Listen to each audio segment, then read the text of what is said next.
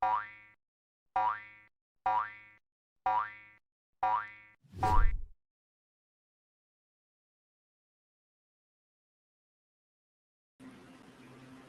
and welcome back to Frogboy X1 Gaming. I'm Andrew, and today I want to discuss if resolution is important with next-gen consoles, PS5 and Xbox Series X and S. So, me personally, my feelings on it are yes, resolution is important when it comes to the next-gen consoles. We were told that these consoles could do 4K, actually 8K on the PlayStation 5. So, the reason why resolution to me matters is because of the way it looks on my 4K TV. So if you have a 1080p TV, you basically have three options for these new consoles this generation. Two options for PlayStation 5 actually. So if you have a 1080p TV, you're fine. You're not going to notice any. It's going to be, you're going to get a great, solid, consistent picture the whole way through. In Xbox's case, you do have support for 1440p monitor, so that is a viable option to get you a sharp, clean picture. PlayStation 5 still doesn't offer support for 1440p monitor, so you're stuck with either 1080p or 4K. And Xbox, and both PS5 and Xbox do support 4K TVs with 2.1 HDMI, so that you can do 4K, up to 4K 120 frames with HDR. Although I believe the PlayStation 5 does not actually support the full bandwidth of the HDMI 2.1. So resolution is important in a sense that if you have a 4K TV and you have either of these consoles or any one of these three consoles, yes, the resolution is going to be important. It is going to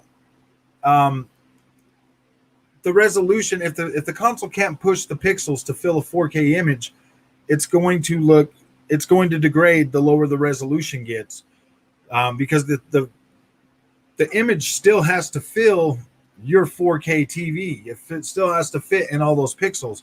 So it's going to make it look either fuzzy or blurry. The more pixels on the TV, like the less pixels that your console pushes to the TV, the more blurry the image is going to look overall. So with techniques like temporal injection or checkerboarding or upscaling, all of these, or AI upscaling, DLSS, stuff like that, all of these different techniques are there to help lighten the load on your GPUs, so that you can get like higher frame rates and stuff on your games. So if you've got, like, take Ratchet and Clank for instance. Ratchet and Clank Rift Apart does not render any of its modes at a native 4K. Everything is a lower resolution, upscaled to 4K. The 4K image of the Ratchet and Clank, the 4K 30 mode, does look pretty close to 4K. The performance mode, the 4K performance mode, it looks pretty convincing too. I mean, it looks sharp and it looks clean. The farther out detail does look, a little more blurry, but it works. It works. So everything close to the character or close to what you're seeing on screen always looks really sharp, really clean. So resolution is important to an extent this generation, whereas now that we're going to start getting more high fidelity visuals like Ratchet and Clank Rift Apart, we're going to start to see resolutions go lower, but more stuff on screen. So me personally, I'm kind of hoping that the more stuff on screen actually, works to alleviate, a lot of the blurriness that comes with lower resolution. We are definitely at a point where resolution matters just as much as frame rate. I think, in my opinion.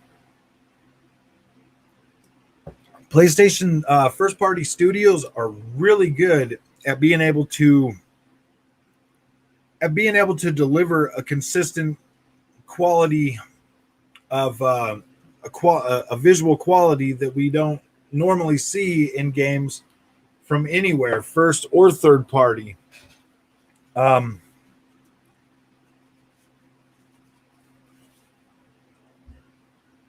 oh, sorry, got to redo this. But if if you take a game like Metro Exodus, the new game that just, well, not the new game, but the new patch that just launched for next gen consoles, um, that adds all the ray tracing and everything in there, it still delivers a a fairly decent image. From everything I've played so far, it doesn't look blurry. It still looks pretty consistent, with having that overall detail and stuff. The new lighting model, it looks amazing. Like I really like it. I'm really enjoying, and the 60 frames a second on that game, for them to be able to give us that level of ray tracing and still deliver a fairly sharp image at 60 frames a second, like, wow, I'm kind of blown away. I was sitting on the train, after getting through that first part, and then you're on the train and you're looking at Artyom's hands, and you can see like all the detail in his hands still.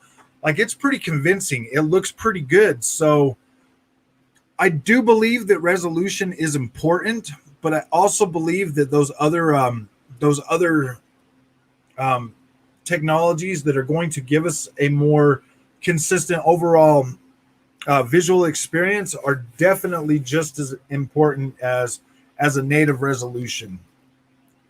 I don't think we're going to consistently get a native 4K resolution this generation from either console, and I don't necessarily expect that, but I do want any game that's made cross-gen should, in theory, be able to hit 4K at 60 frames a second. That at native 4K at 60 frames a second. That's just kind of how I feel about that. If it's a cross-gen game, it should offer at least that when it comes to, especially, well, I don't know if that necessarily has to be a thing, but it would be nice to see that with these cross-gen games, at least a 4K 60 FPS.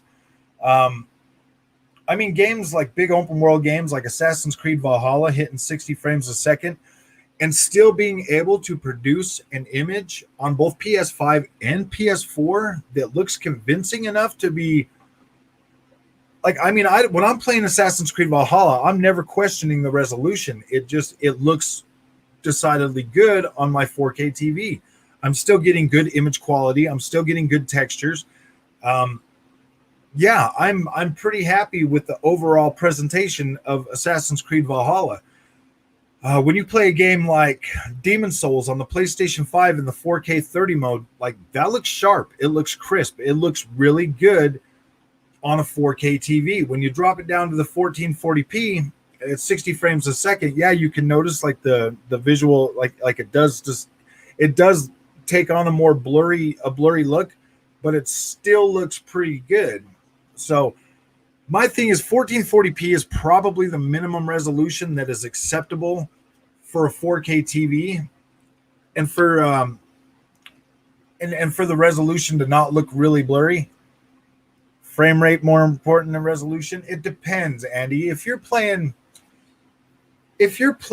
on well, you have the Series S. So if you're playing on the Series S and you have a 1440p monitor or 1080p, yeah, dude, like you should be able to get pretty close to your native resolution. But once you go to like 4K, a 4K TV, for me, my experience has been anything less than 1440p starts to look pretty freaking blurry. And that's my main thing, especially with racing. Yeah, 1440p 60 is perfectly consistent.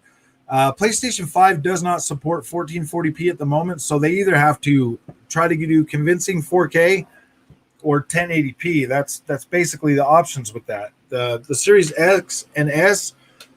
I mean, if you have a 1440p monitor with the Series X, you're never going to have a bad experience ever with resolution. If you have a 4K TV, that might change as the generation grows, but I'm pretty sure that the new technologies are going to make that a little better.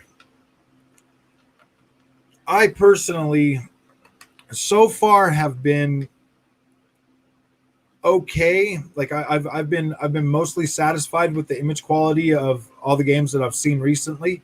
So I mean, I'm pretty happy. I feel like this generation is going to be pretty good, but with Ratchet and Clank being the first real next gen title that we've seen, like if we can keep image quality like that, I would be happy for the most part this generation. I believe we're definitely going to see what the Xbox Series X can do next month when Flight Sim comes out. We're going to definitely see what that's going to be like. I'm pretty excited for that, especially the new technology that's going into that. Yeah, 1440p 120. Do you have Yakuza Like a Dragon? Yeah, Yakuza 7.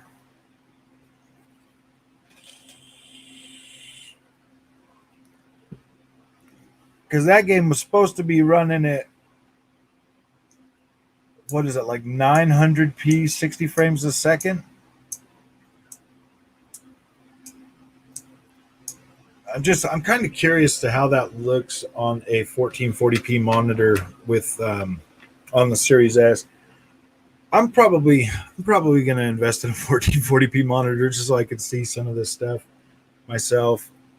I do, yes. And so does the 900p with that game. Does it look convincing? Does it feel does it give you the visual quality that you would expect out of it? It looks okay. Okay. So that's the thing. Like 900p to 1440p is just a little over half, because 1440p is 2K. So that's you're basically having to fill just over 2 times the pixels with 900p to go into 1440p. So is that the base resolution, or does it go higher on the 30 frames a second mode on that? I know that on my TV, my version will run at 4K 30 or 1440p 60 frames a second. Like the 60 frames a second does increase, like does make the picture look a little better all on its own. It doesn't look as, and see, that's another thing. If the game's running at 60 frames a second on 4K, but it's rendered at 1440p, that does kind of help it look a little bit sharper, just with the doubling of the frame rate. So that for me is actually pretty good as well. Whereas the 1440 or the 4K 30, I mean, that looks really sharp. That looks really, really good on the 4K TV.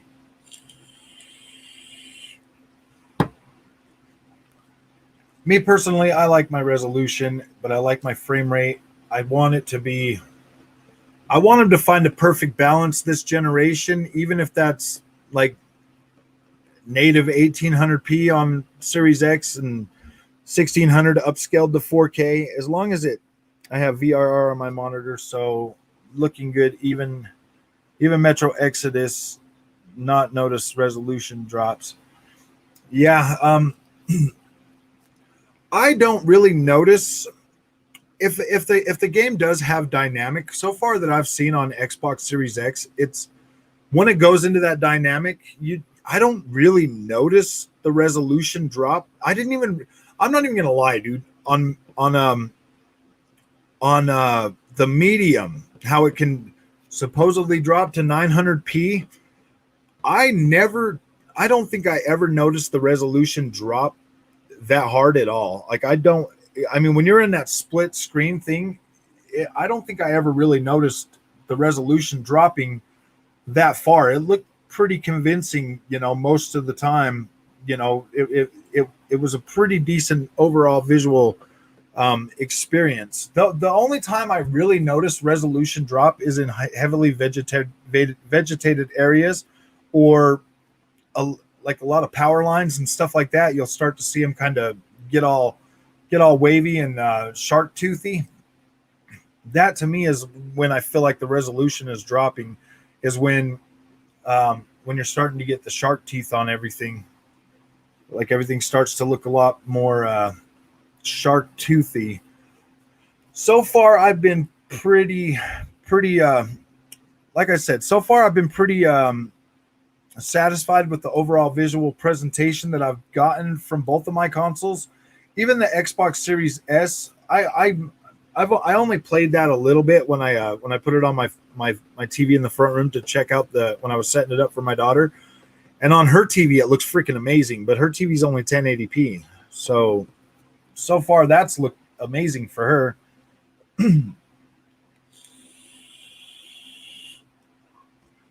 I think the main thing that really needs a high resolution is going to be racing games.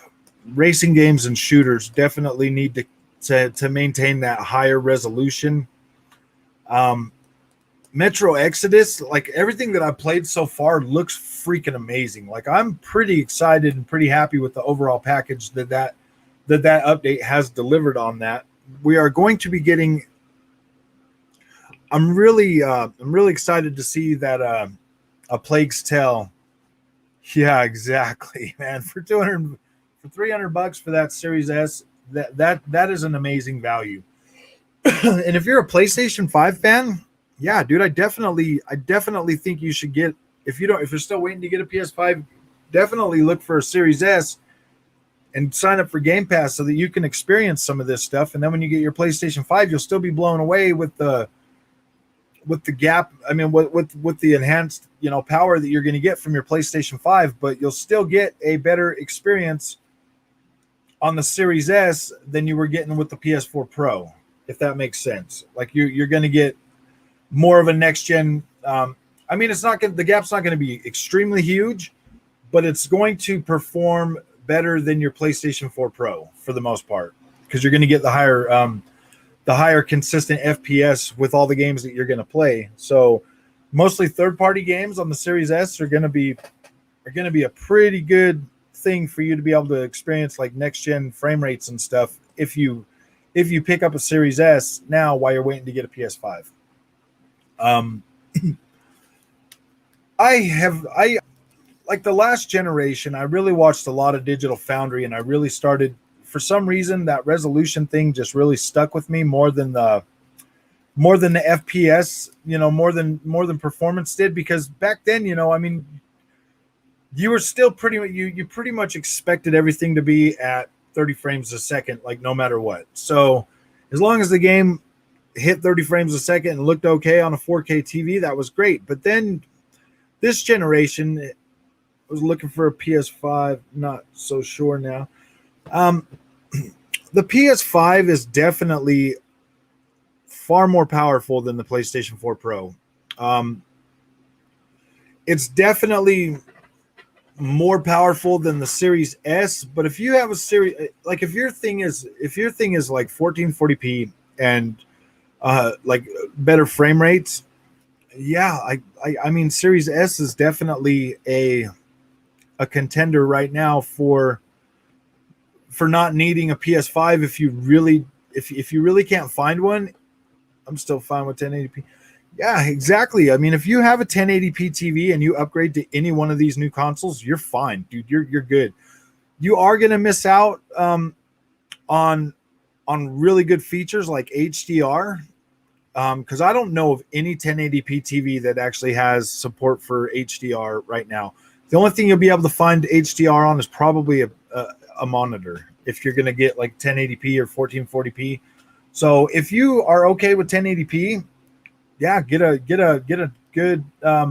good refresh rate monitor, for a PC, and just game on that, because all of these new systems are going to definitely push 1080p, no problem.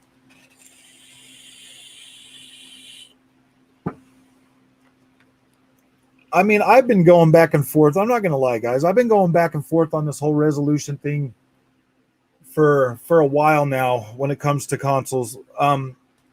Being able to actually see, you know, a convincing 4K on Xbox One X,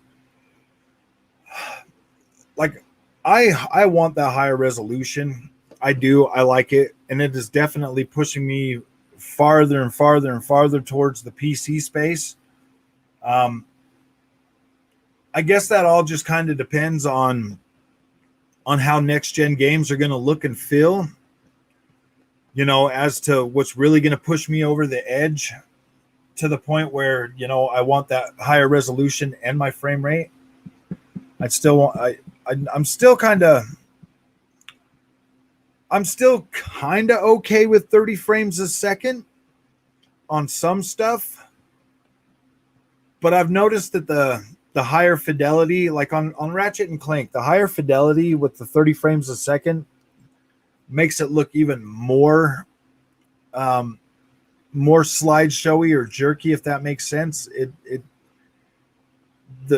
takes away so much of the smoothness that it feels like there's so much going on screen at one time now that it's almost like it's almost like borderline unplayable in like really densely really densely populated spaces and stuff. Like with so much on the screen, it makes it harder to see what's going on, if that makes sense. I don't know if anybody else has experienced this, but the higher fidelity with the 4K at 30 frames a second is not exactly. I mean, like something like Assassin's Creed Valhalla with the big open spaces, or after playing Watch Dogs Legion at 60 frames a second in 4K, there's no going back to the 30 frames a second on that. I just can't. There's no going back now. Like I'm stuck. I'll be playing that game at 60 frames a second without even batting an eye. I can't, even though the ray tracing looks pretty good on that. Well, I mean, some of the ray tracing looks good. Like if it's raining outside, it just looks like a flat. I don't know. I kind of like it, but I don't kind of like it.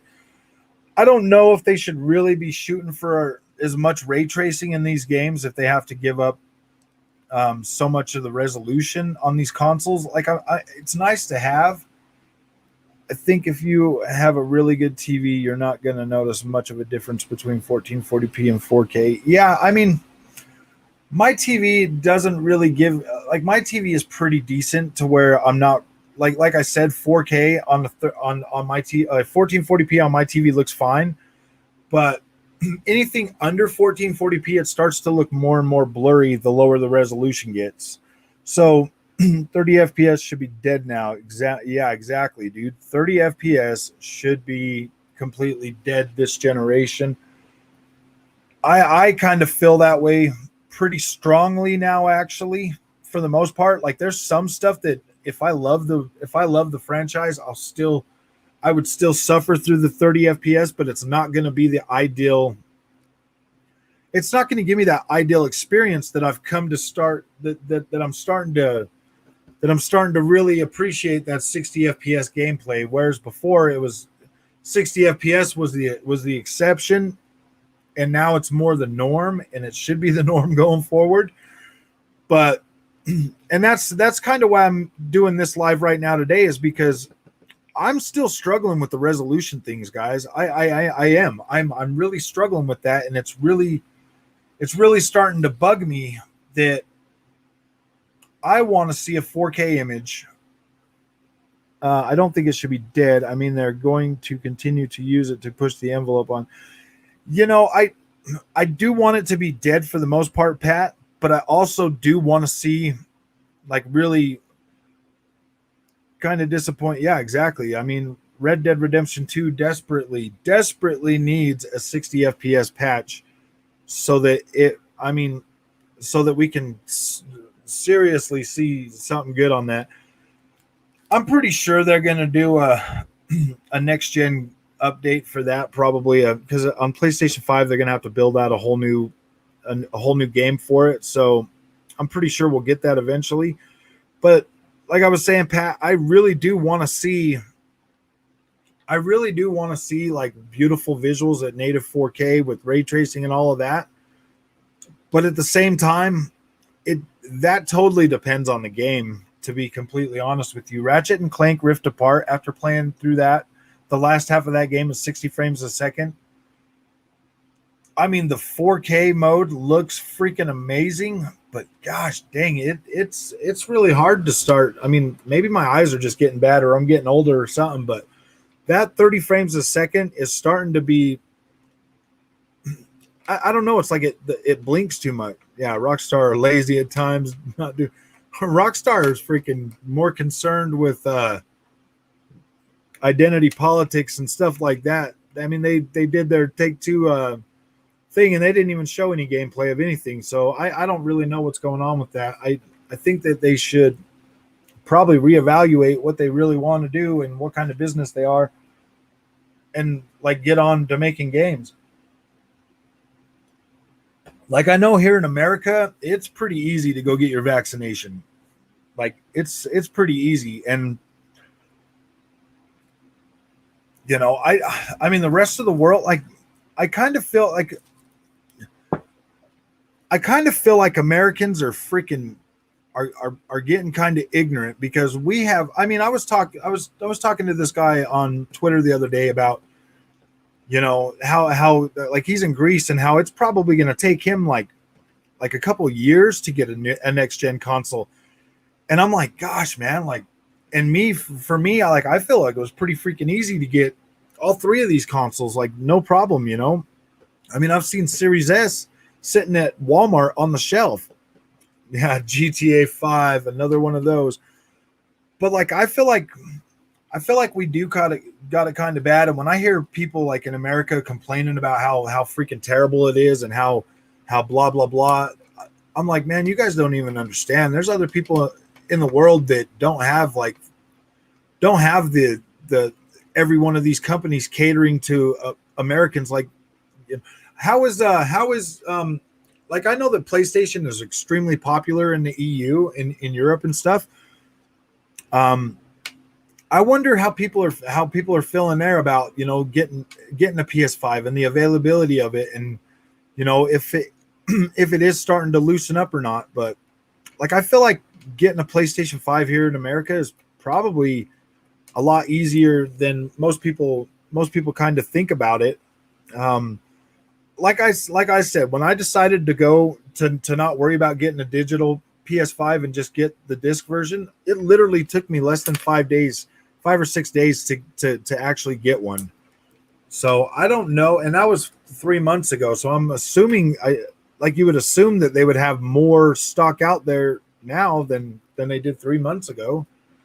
I'm kind of curious to see where the numbers are on it now. Yeah, 1440p, 60 frames a second minimum, and then 4K 60 depending on the type of game. 4K 30 definitely does seem like a tech demo, and that's kind of the way I feel about Ratchet and Clank Rift Apart with the 4K 30 mode. Is I feel like it's an amazing tech demo for the PlayStation 5, like I really do. But the 4K 60 mode is probably where you would want to experience that game gameplay wise.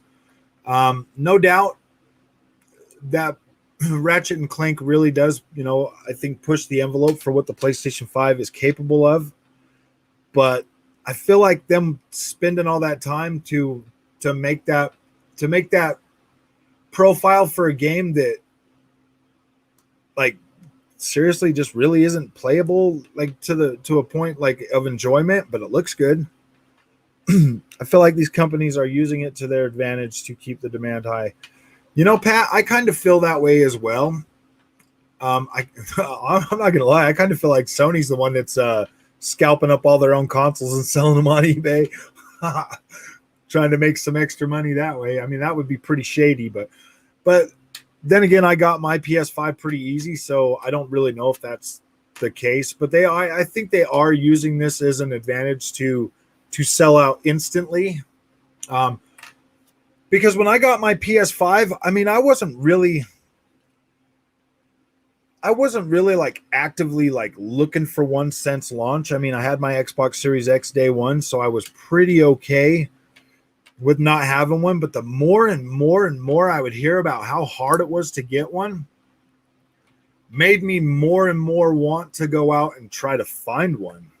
And now that I have one, I'm just like, oh man, it definitely sits there a lot more. When I go to turn on one of my systems, I always go straight for my Xbox.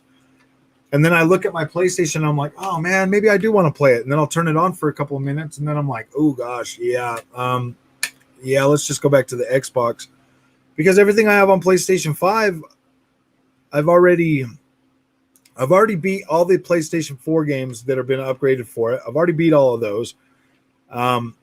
All of the new games like Miles Morales, Demon Souls. I mean, I'm still working on Demon Souls, but I have to be in a mood to play that, so I don't really play it that often. And then all my third-party games I usually buy on Xbox without even thinking about it.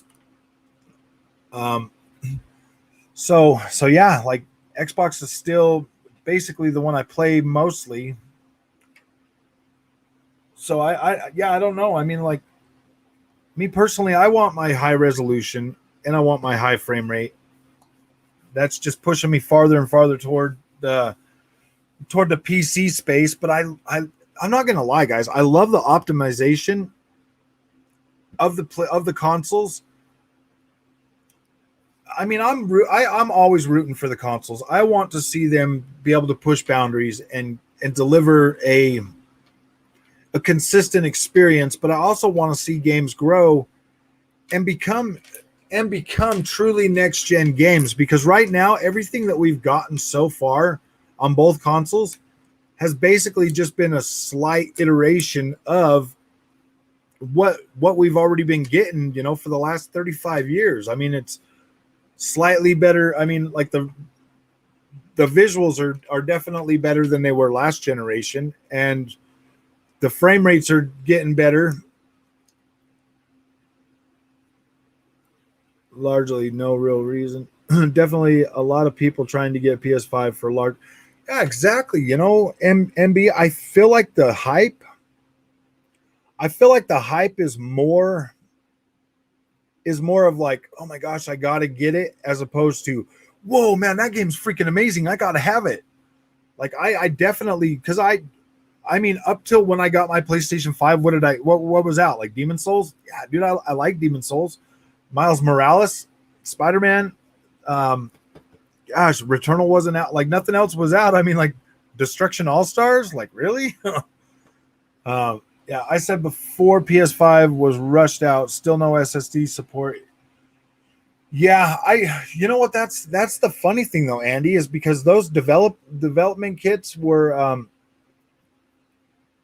Sev, I don't think that resolution is exactly equivalent to next gen.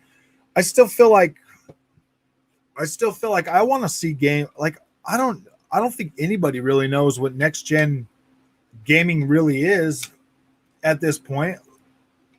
I would think more immersive, bigger worlds that have way better AI, that stuff can with more machine learning. I think machine learning definitely in terms of AI for like creating a more natural environment and like open world games and stuff, like using AI to like every NPC has like an AI set. Like I don't necessarily think it has to be super robust, because I don't think that anything current gen, like any kind of technology out there right now could simulate an environment where NPCs think for themselves and do things, I don't know. Like I to me that's something more next gen. Like right now next gen just feels like it's more of the same, but looking better and performing better when it comes down to it. I don't think that there's anything really next gen about where games are right now at this current point. But resolution, like I bring up today, like resolution, because like that's basically all we can really expect at this point. I don't know, man. I don't know if these new consoles, I don't know if top of the line gaming PCs right now could even really simulate what I would consider next gen gaming experience. Because to me, that's the next evolution to gaming is environment and interaction and reciprocation, from like, on like NPCs and stuff. That's where, simplest way to explain this with is with a question. What matters more to you, big immersive worlds with very intelligent AI or graphics boosting? Exactly. I think I want to see.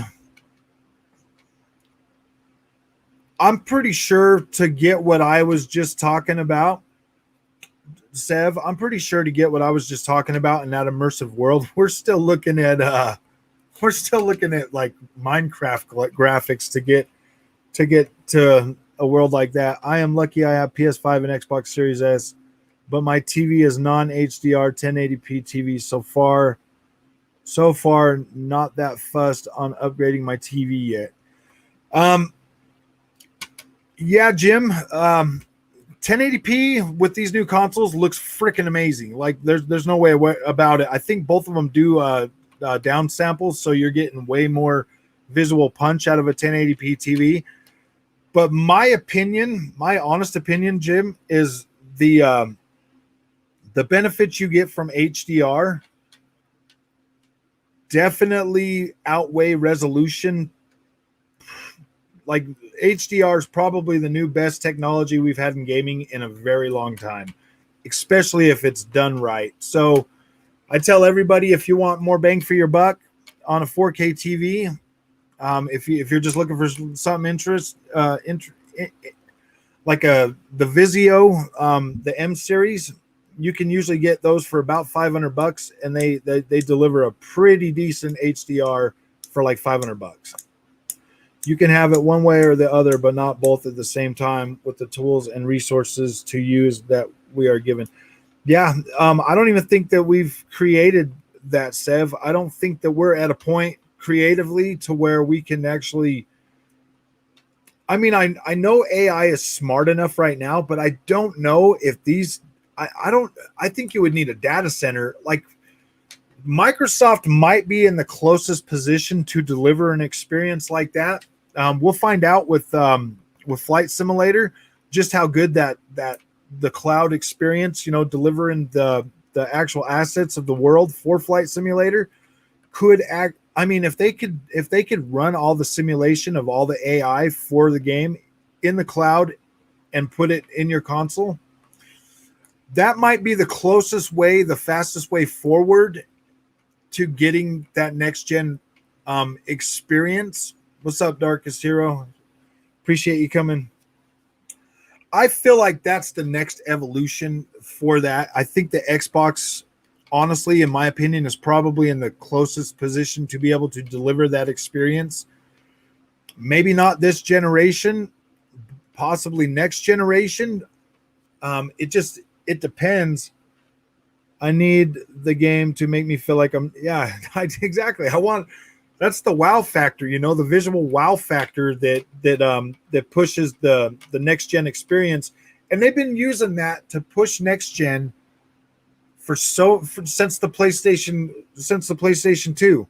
Because PlayStation 1, the next best thing we got was a better visuals, and that's basically been on par for like 5 generations now. Xbox definitely needs VR. Yeah. VR is another thing that I would consider.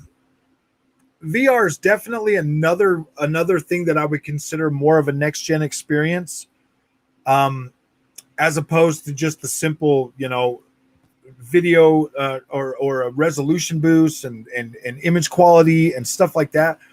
Image quality is definitely important, but immersion is also important.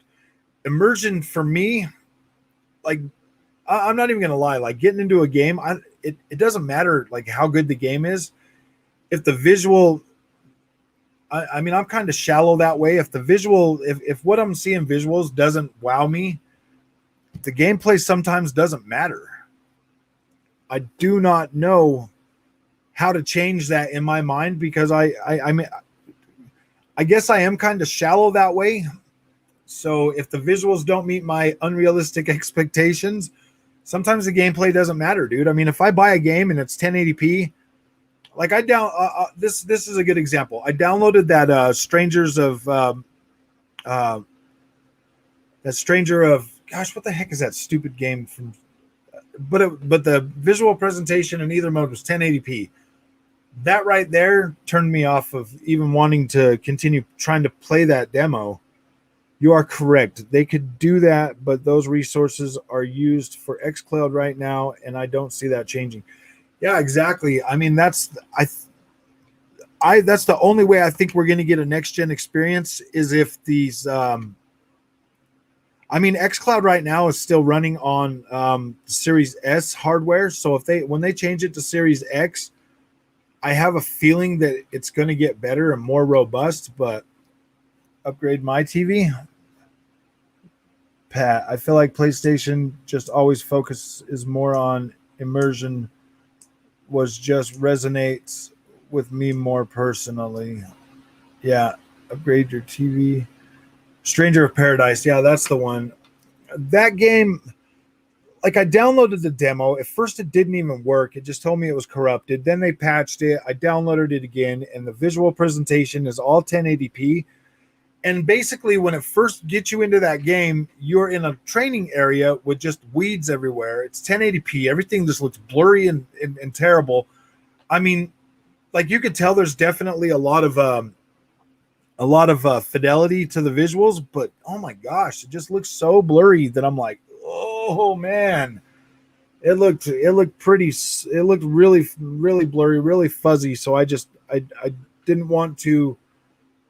I didn't want to continue playing it because I didn't want it to affect the overall my overall opinion of the game. Like when it does finally come out, 1080p with good anti-aliasing is not that bad.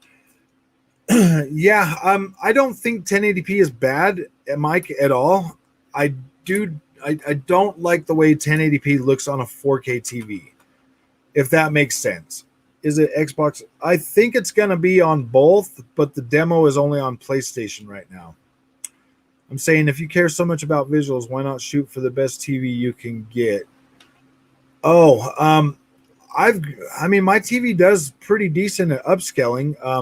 The only other option, upward that's going to be better quality than what I got is going OLED. But I mean, OLED is basically going to give me deeper blacks and but I'm not going to get that same HDR brightness that I get on my TV now, because I think the max nit that an OLED TV does is like 600 nits, whereas my TV does the TV I'm using now does 800, and my TV in the front room does 1300.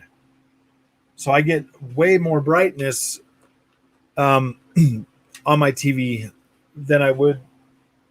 Like, I mean, blacks and everything still look pretty good on my TV with the full array local dimming, and the upscaling is fine. I mean, simple solution for that: get a 32-inch 1080p. Yeah, exactly.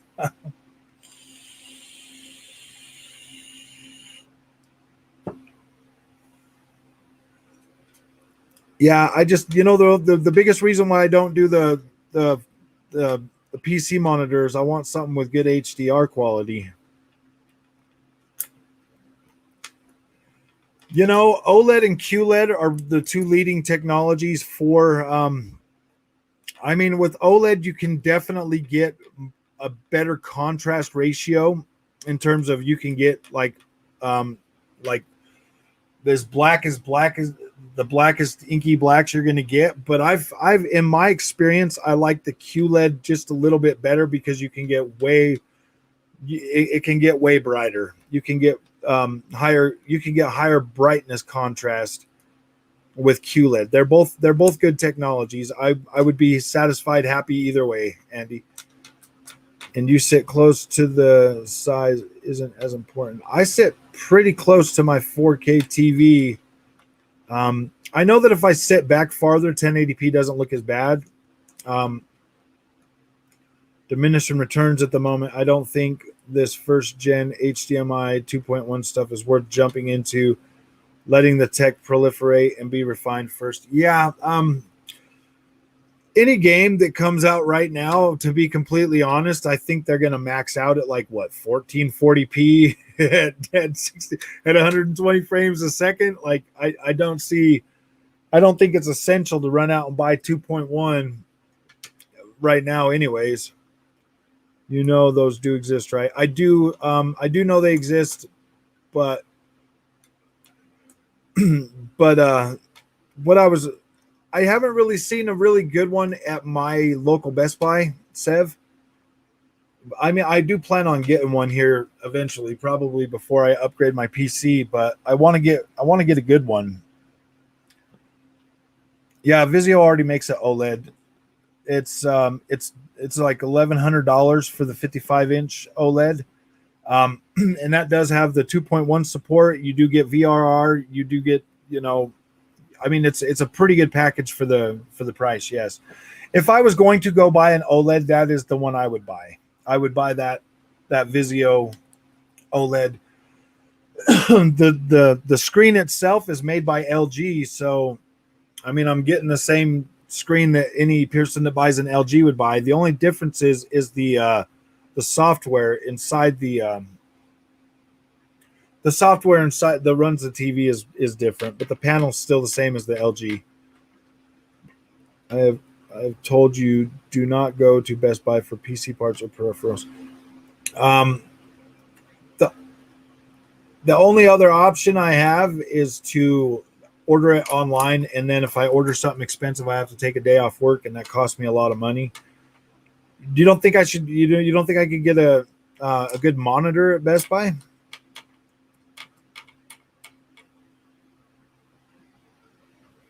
Thanks, Lion Smack Tech. I appreciate it.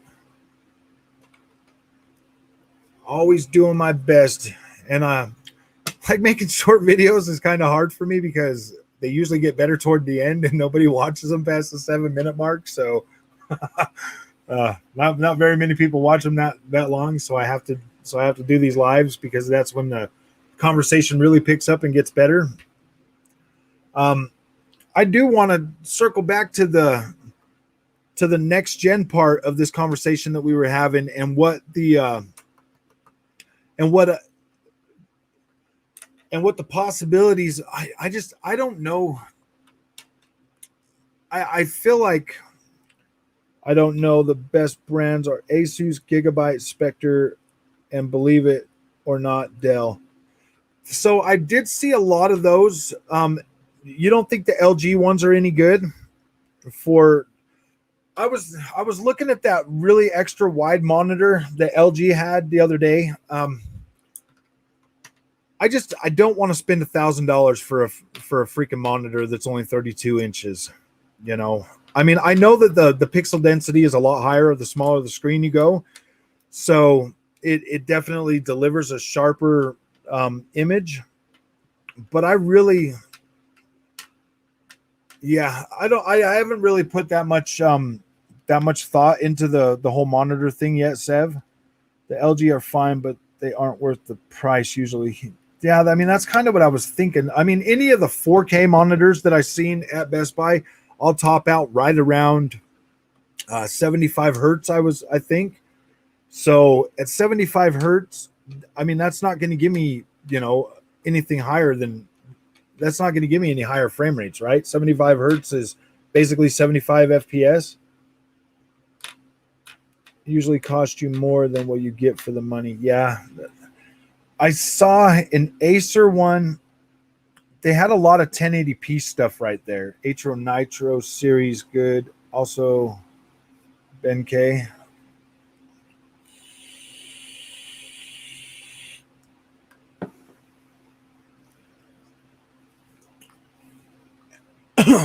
So, as far as next gen really goes, 75 is 75. Yes. So that's why I didn't pick one up the other day, because any of the stuff that was 4K, it was like $500, but was all topping out around 75 hertz.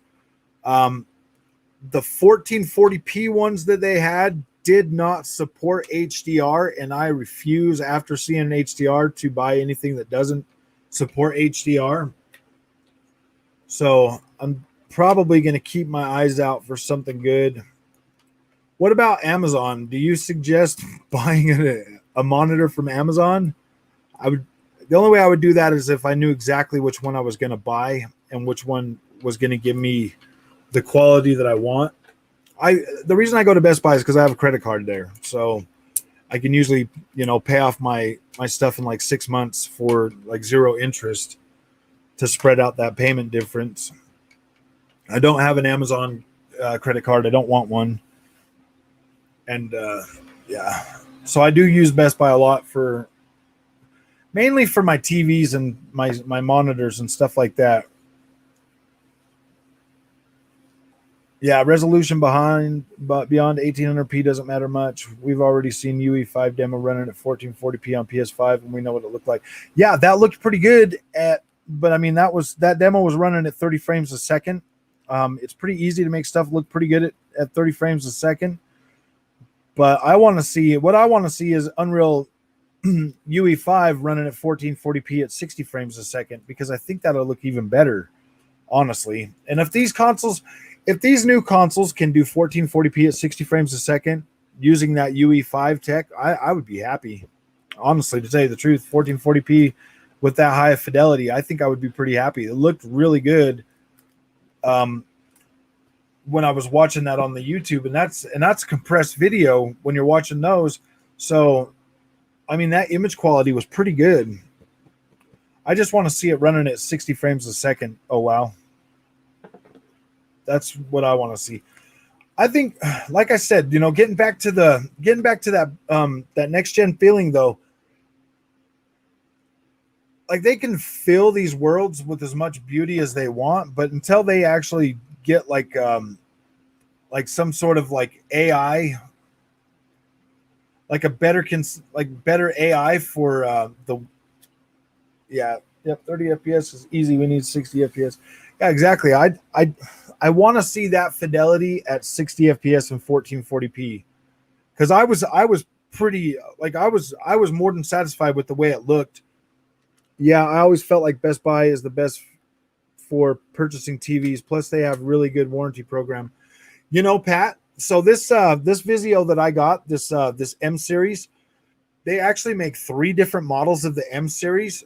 They make one for like Walmart. They make one for Best Buy. They make one for Amazon or something. There's 3 different versions that you can get: the M6, the M7, and the M8. The M8 is the best quality, and the only place you could get that was at Best Buy. This year's M8 series is only at Walmart. So sometimes you have to like really know the all right, Christian, we'll see you in a minute. Pat, yeah. I run 1440p ultra settings at over 150. I think it works well for me and is close enough to native 4K, but I prefer frame rate over resolution. Sev, I prefer.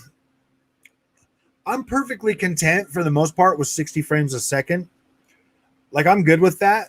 I don't really know if I want to, Sev, I personally don't know if I want to be one of those frame rate chasers for the most part. I mean, like, I think for racing games and stuff, it would be great to have 120 frames a second.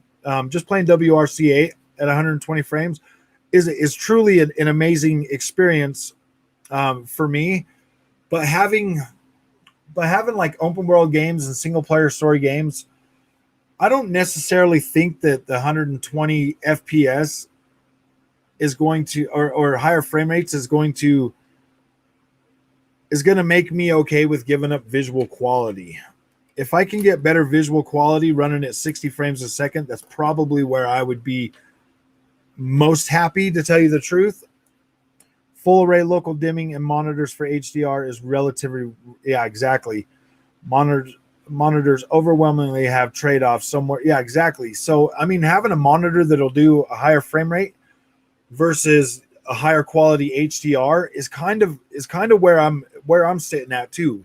I love HDR probably more than I love resolution, but I don't know if, yeah, I've heard a lot of PC gamers still prefer 1440p, 60 FPS and above. Yeah, see, I don't know if I'm really to the point where I really need more than 60 FPS to tell you the truth at right now. I still want my visual quality. Mind you that is on a game by game basis. I am playing Days Gone at native 4K on my OLED TV right now at 60 FPS, depends on the game. Yeah, see, I play a lot of open world games, Sev, so 60 FPS I think is more than sufficient for that, to still be able to deliver that visual quality that I would expect. I would never, I don't think I could ever give up. Well, I mean, 30 frames to 60 frames is because I before I played Assassin's Creed Valhalla at 60 frames a second, I was like, I don't know, man. I don't know if I could give up my 4K 30 to get to 60 frames a second, and that's where I'm at now. So I mean, but that there is already pushing it, in terms of, my visual acceptance thing that I want to stay at. That is oh, okay, yeah. So I'm still at okay, beauty on PC though. I can pick and choose what resolution I want and frame rate on a game by game basis. Yeah, I do get that. I mean, like I am holding out till I can get a decent PC, because I do want to get, when I get into it, I want to get something that's going to be sufficient to give me what I want. I don't have to wait or depend on developers to tell me how to play the yeah. I think 60 FPS should be implemented in every AA and AAA game during the 9th era. Yeah. Xbox is definitely working to bring you 60 FPS on those games. I am not happy sometimes with the sacrifice and resolution that we have to take, because they're just using the Xbox One S version of those games to get it there. But they are definitely trying to bring that to all of those. That's what they said they were doing. Every game that will support it, they want to do. I think 60 FPS, yeah, shouldn't be 60 FPS shouldn't be considered something extraordinary for consoles. We need 60 FPS on PS5 and X for almost all titles. Yeah, I definitely looking at buying the LG C1 OLED 750 nits. Okay, yeah, so 750 nits, that is pretty good. When I do upgrade, I am living in Australia, so don't think Vizio. Oh, yeah, that might be. Yeah, some markets aren't going to have Vizio, so Vizio is still an American company, but they are made in like China or whatever, and shipped out. Yeah, I think 60 FPS should be the standard for sure, especially with these next gen consoles. They should all be aiming for 60 FPS, so that we don't have to choose between. I don't know. I do like the option though, to tell you the truth. Sometimes I do. I want to see my pretty visuals, but at the same time, I want to play it at a higher resolution. There is always a trade-off on everything. Yeah, that's true. You want really high frame rates. That's why I don't want to get into like the frame rate chasing, because I would rather, be able to push the visual envelope higher and still be able to get like a 60 FPS. I don't have to compromise on my PC, so not sure what trade-off you're talking about. So the most demanding game right now that I think everybody was talking about is in fact Flight Simulator. Can your PC run that at 4K at higher frame rates, like 120 FPS? Greatest benefit of PC is that you're a content creator, so the hardware you get goes towards more than just gaming. Post 2018 gaming centric value kind of sucks. Yeah, I mean, with being a content creator, I probably should be aiming higher for like a 3090 card. because I do want to be able to do gaming videos that are 4K 60 at least. So I want to edit all that. It's going to be more demanding, I think. And for doing video game analysis and stuff, I'm still trying to figure out exactly what I need for that so that I can figure out what resolution. I don't want to have to rely on any other, I don't want to have to rely on like Digital Foundry or anything anymore, because that stuff gets pretty biased, towards PlayStation. And there's a lot of games out there that I've bought purely for, to see like visuals and stuff like that. The Digital Foundry told me that, oh yeah, this is great on PlayStation. And then, like they swore up and down how great, Assassin's Creed Valhalla was on the PlayStation 5. But then when I look at it on both consoles, like, to me, my eye, the Xbox version looks a lot better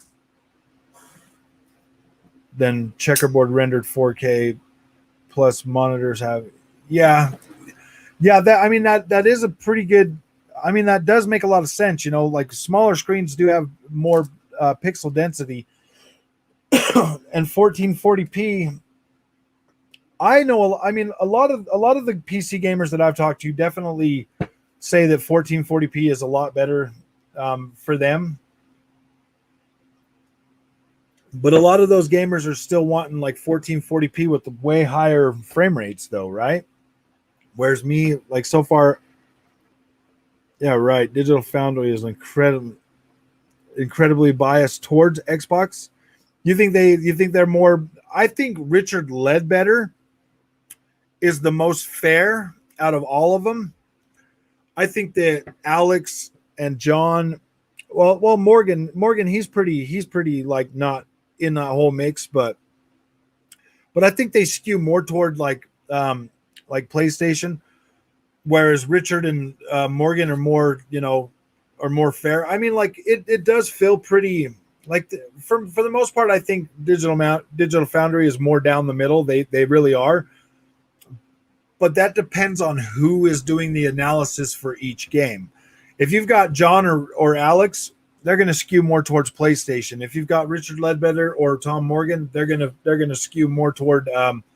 They're going to be more fair in general overall. I kind of feel that's the general feeling I've gotten, because when I was a PlayStation fanboy, still I would listen to Digital Foundry and I would be like, oh yeah, PlayStation, blah blah blah.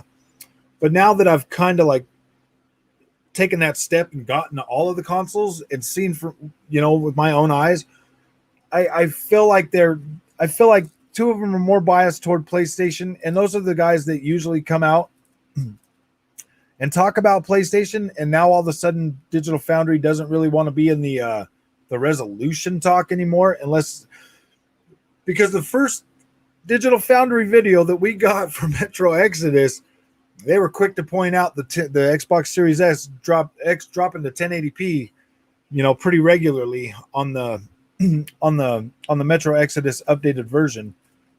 Plus monitors, the biggest draw isn't resolution or frame rates, it's the response times. Yeah. But if there's no way in hell, Sev, I will ever play a game with a mouse and keyboard. That just doesn't feel like gaming to me. There's nothing that's ever going to change that. Like I have to have a controller or my racing sim setup. Playing on a mouse and keyboard just doesn't feel like I'm actually, to me it wouldn't feel natural. So the response time is always going to be whatever I can get with a controller. So I don't know if that would actually, because I don't know if I would ever be able to get that lag, to get rid of that lag with a controller. I don't know if that's possible. Maybe I don't know what the hell I'm talking about when it comes to that, because I've never actively played games on a PC. So I don't know. If you know better than I do, then I would definitely like to know, but I don't ever see myself playing games with a mouse and keyboard. Because I go to my friend's PC shop a lot, but he just doesn't have the ability to get like 3090s or 3070s or anything like that. The max I could top out with him is probably like a 2070 Super or 2080 Ti or something.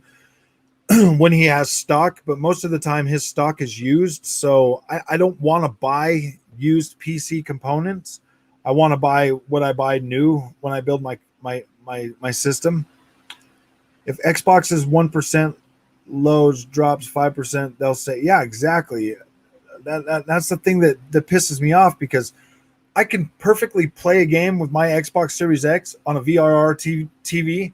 Then I'm not going to notice those frame rate drops as much as I'm going to notice that resolution drop. They'll say it's as stable as you'd expect. Yeah, yeah. That's where I'm at with Digital Foundry. Like, I just want to know the resolutions and the frame rates. I don't really care to listen to the bias. The only one that I like right now that I've started using El Analista de Beats more for getting my information on where things are. I do like to listen to Digital Foundry every now and then, but it's starting to feel more biased either way. Like I'm just starting to be like, oh gosh, I don't know. Like, I don't know if they're making content to make content anymore, if they're trying to skew to grow their channel. You know what I mean? Like, I don't know anymore. I think it is Jim. Oh, let's see. Jim. All right. Digital Foundry, we're heavily biased towards Sony. That is changing now. Yeah, they are definitely changing for the most part. Are the PS4 and Xbox One holding development back on? No, because Jim, no, it's not that they're holding anything back.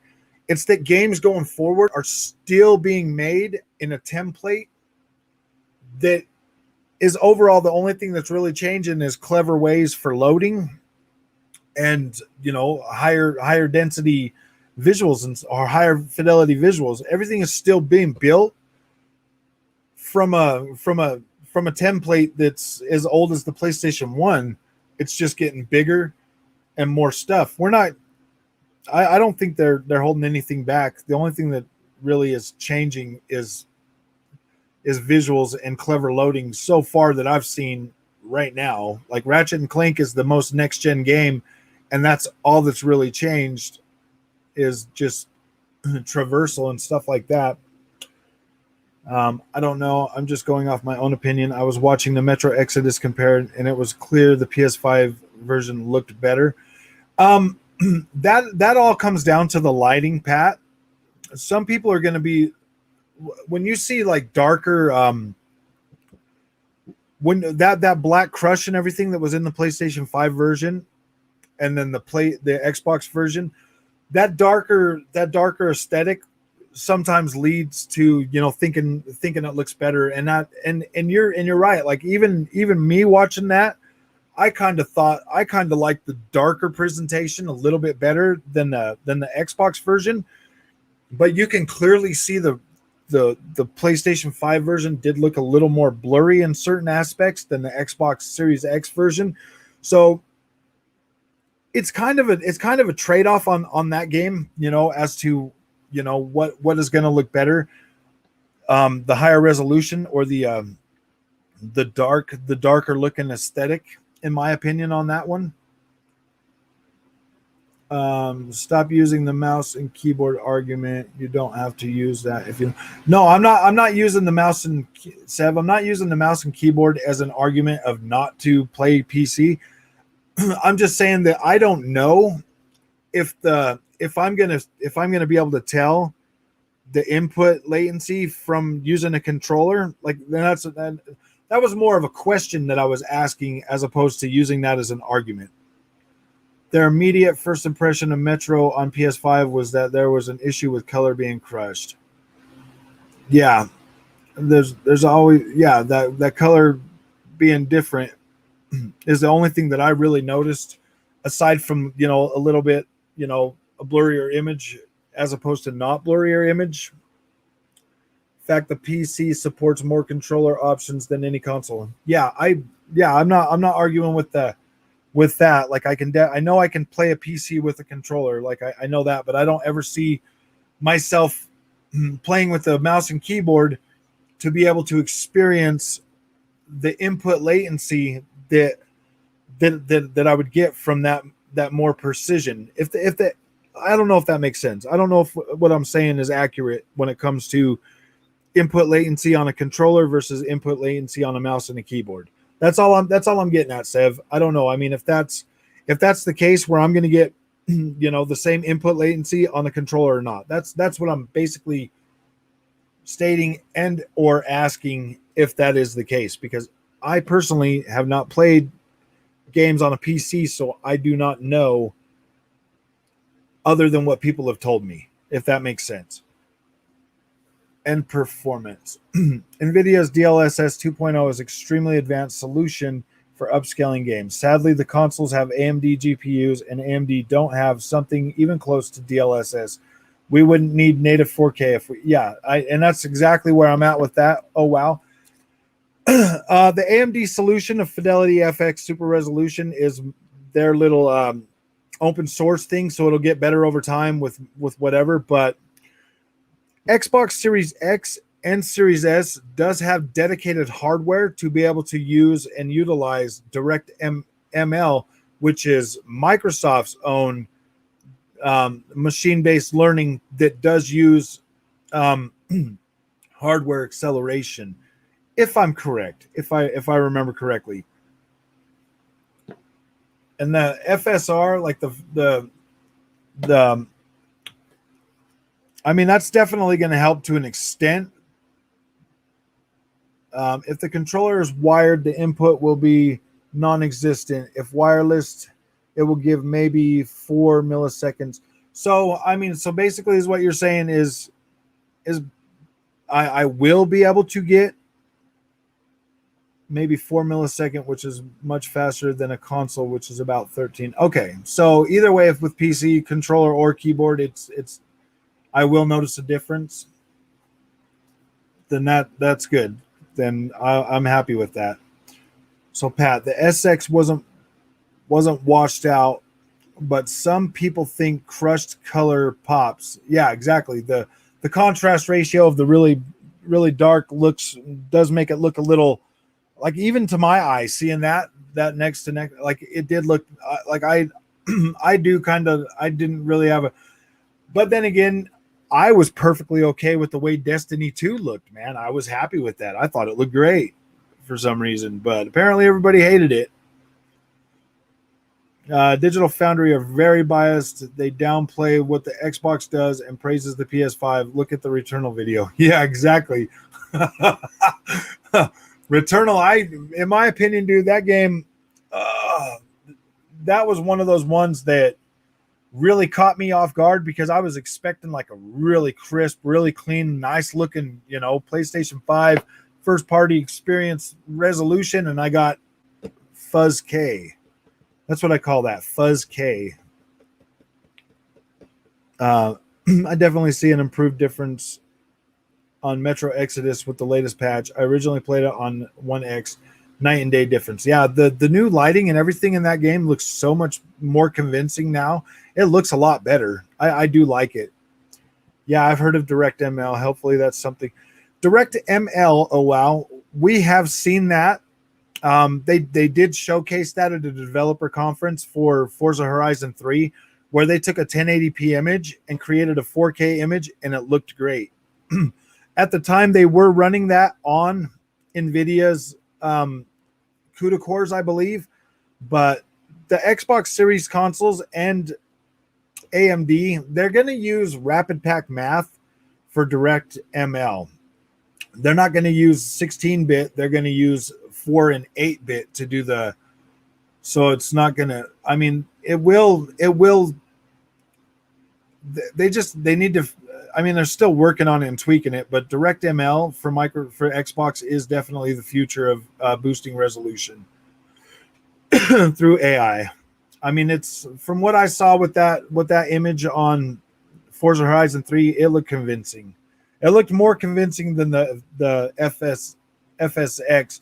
And when I made that video a little while ago, I was kind of getting that confused, because I was thinking, for some reason, I was thinking that the Fidelity FX Super Resolution was a machine learning thing, which is not the case. So I overshot my excitement on that. and I think PS5 have Fidelity FX. Yeah, so PlayStation 5 will definitely have the ability to use Fidelity FX, where Microsoft is going to be able to use DirectML and Fidelity FX at the same time. Fidelity FX or DirectML will be hardware accelerated to an extent with Rapid Pack Math 4 and 8-bit, whatever. Yeah. And that does have hardware support. Jason Ronald did confirm that they did put hardware support for that in the Xbox. Just don't like when colors have all those shades of gray. It looks more blurry to me. Yeah, exactly. And that's, yeah, it doesn't look like that on the Xbox Series X anymore. Because I have it and I can watch it and play it native, and it doesn't look that bad, Pat. It looks pretty freaking good. It looks nice on my TV. But you're right, that black does make that image look a lot more appeasing to the eye when watching it, on your phone or whatever you're watching it on. Yeah, it definitely looked amazing on my OLED phone, on my Samsung phone. It looks great. I think the PlayStation 5 version, the color scheme on that looked a little better. But Pat, on my Xbox Series X and my PS5, games like Assassin's Creed or MotoGP 2021, the ones that I own two versions of, the Xbox colors pop a lot more than the PlayStation 5 colors pop. They look more vivid on the Xbox than they do on the PlayStation. And so, I mean, if that's the case, then you might be happier with the way the colors look on the Xbox console. I don't know what it is. It looks better. I have both my TV set up on both ports exactly the same. I don't know if that's just something that's in the PlayStation 5 system that will get fixed eventually, but I have noticed a lot of people complain about that. PC is better for response times all around, but the only part PC gaming struggles, in my opinion, is that you have no technical knowledge to troubleshoot your own. And yeah, exactly. I don't have any of that that way to find out what would be going on. So for me, a curated experience is always going to be more desirable than trying to fix something I don't understand completely. Even then, you could just look it up. Yeah, I mean, well, I've got you, Sev. If I ever have a problem, I'll just have you help me fix it. Like I said, maybe it's because I'm used to playing OLED now. I just prefer the deeper colors. Yeah. With my Vizio, I do get pretty close to deep blacks like that. That LG black demo that you can stream on your phone straight to your TV. It looks pretty freaking good on my TV, Pat. The blacks look pretty freaking black. And with Vizio, you're getting an AV panel, so it's not IPS, so it does look decidedly darker. I Game Pass on PC. Game Pass on PC getting better. Oh, is Game Pass getting better? But crushing colors to pop isn't better dynamic range. Yeah, I don't know what you mean. I'm just speaking from what I see. Yeah, I mean, I think OLED and QLED technology are the best for HDR by far than anything else I've seen. What's wrong with PS5's color palette? Some games had this issue on PS4 Pro too. It's not that there's something wrong with it. Oh wow, for me, it seems like the colors are more vivid on Xbox as opposed to PlayStation 5. But I have not hooked my PlayStation 5 up to an OLED TV, so I do not know if that's the case on an OLED. I don't have an Xbox yet, but I did order one, so it is on the way. Oh, okay. What one did you get, Pat? Are you doing the Series S or the X?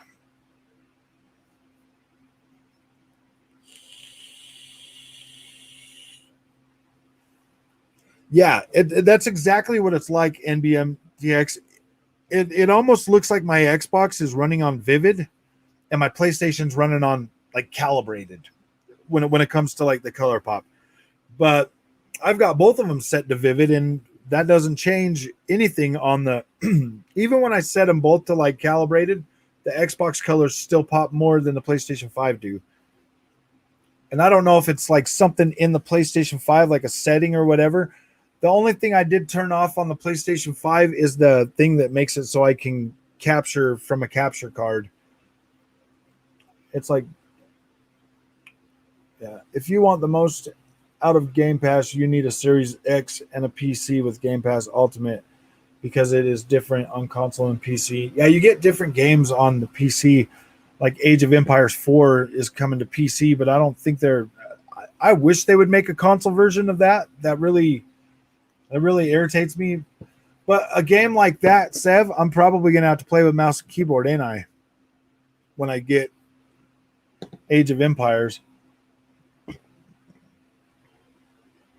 The version was crushing the dark end of colors, kind of like Horizon Zero did at nighttime. Yeah, Horizon Zero Dawn at night is super dark, but I kind of like that too.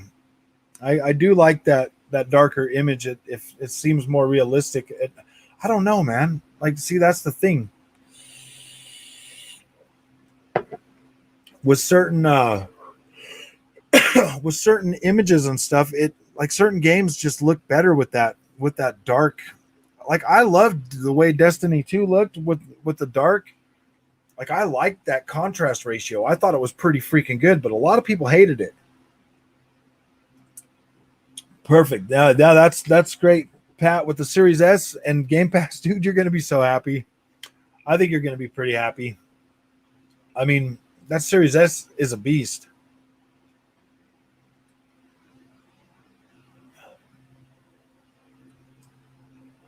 I mean, I'm not gonna have any shortage of games to play. Actually, you know what? I might download Age of Empires 4 on this PC that I got on this laptop and see how that feels. Because I've got a graphics card in here, so it should be able to at least give me 1080. And my screen on here is 1080p, so I should be able to get a pretty decent image on that. Are those games like Age of Empires really demanding? Because I know that some games are going to be really demanding, some games might not be.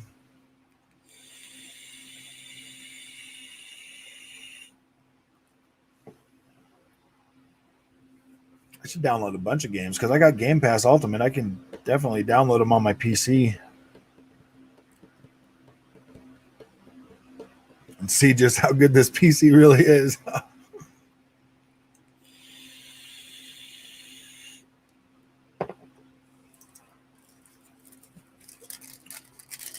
So, I mean, basically, back to the topic, the video topic of resolution. I have been going back and forth. Like I said, I've been going back and forth on this resolution thing since the Xbox One X and PS4 Pro came out. I liked the Xbox One X more because it gave me more of that 4K experience. You have to remember when you're using a preset like dynamic or vibrant, the colors are naturally not going to be attractive. Yeah, that's true. That is very true. To get everything calibrated on, for me to get the best representation, I had to set both of my inputs to the same so that I could tell, what one looked better. But resolution, I was going back and forth with that since the PS4 Pro and the Series X. I literally quit buying any kind of third-party games on PS4 Pro just because they would always look better on the Xbox One X. This generation is definitely going to be different. I mean, as we're starting to see now, games are coming out, a little bit higher resolution on Xbox now. So I don't really see that third-party thing changing much unless I'm going to do comparison videos. That's probably the only reason I'll still buy PlayStation 5 games, third-party PlayStation 5 games. Resolution does matter to an extent, but I don't think it's going to matter as much this generation as it did with PS5 or PS4 Pro and Xbox One X.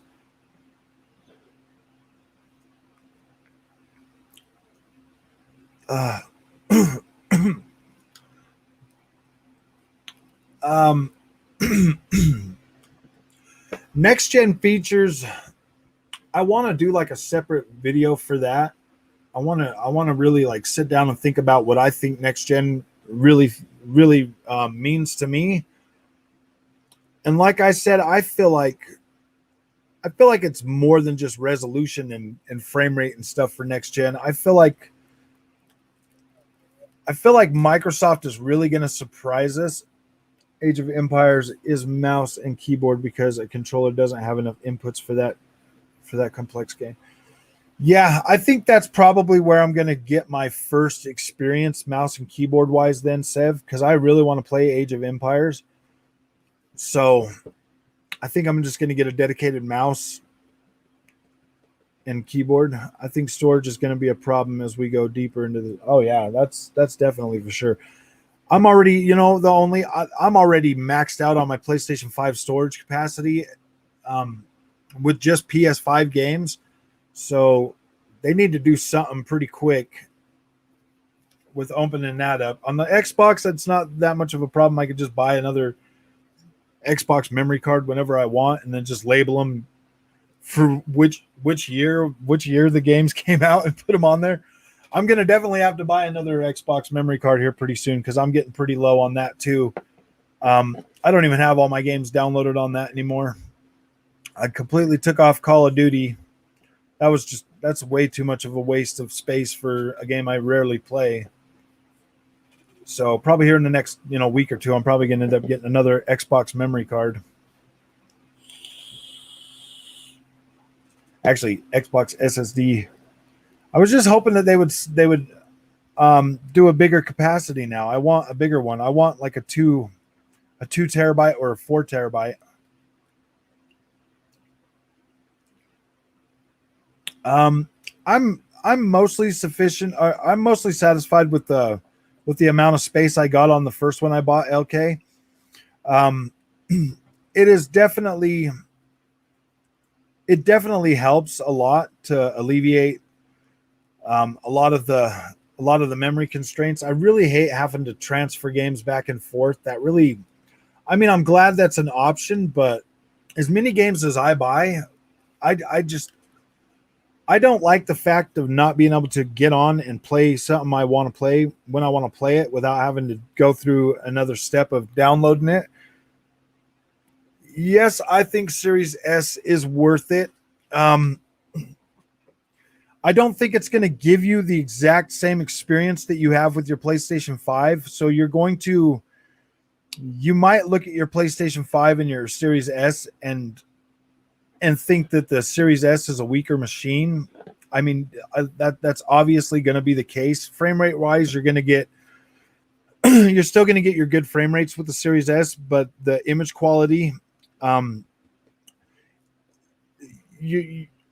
don't know, man, because I don't think you're going to be playing the exact same games you're playing on your PS5 on your Series S. So I think your experience is going to be pretty good for $300. What you're getting on that Series S is definitely worth the tech that you're going to get in that. So yeah, it is definitely worth the $300. The $300 plus Game Pass for all those experiences. Yeah, you're definitely getting a steal with that, Pat, for sure. I definitely think you're getting a steal with that for sure. Yeah. I won't be playing the same games. Yeah, so I mean it's going to be up to you, like resolution wise and stuff, because like you said, you're playing on a 4K OLED TV, and if the upscaling on that works good enough for you, I think you'll be okay. Like you're still going to get a next gen experience in terms of frame rate. It's just your visual quality, like the visuals are going to be a little bit different. If you don't have a 4K TV and don't plan on buying one, the Series S, yeah. I still maintain that the Series S is perfect for 1080p TV, but you are going to sacrifice the HDR because I don't know of any 1080p TVs that have HDR. But if you get a monitor, a 1440p monitor, then yeah, it's going to be a great experience. Even on a 4K TV, like some games are going to play 4K, like Ori and the Will of Wisp. I think you get 4K 60 on the Series S. So you are going to eventually get some games that'll be 4K on it, but not a whole lot.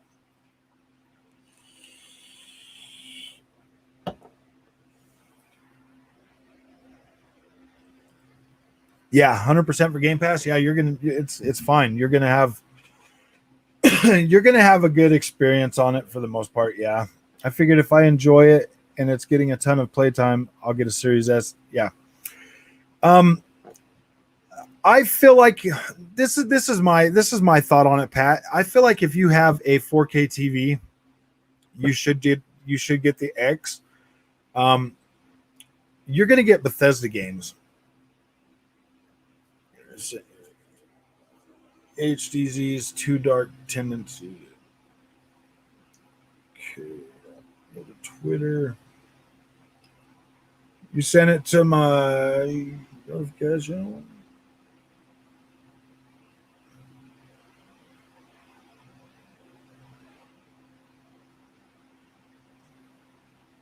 That's what it looks like on a. Is that what it looks like on an OLED?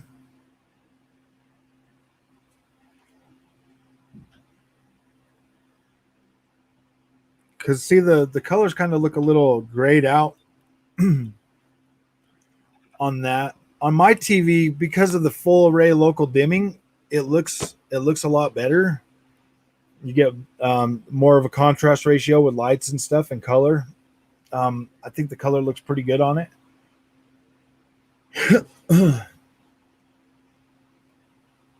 Yeah, because it gets really dark in the desert region and everything too.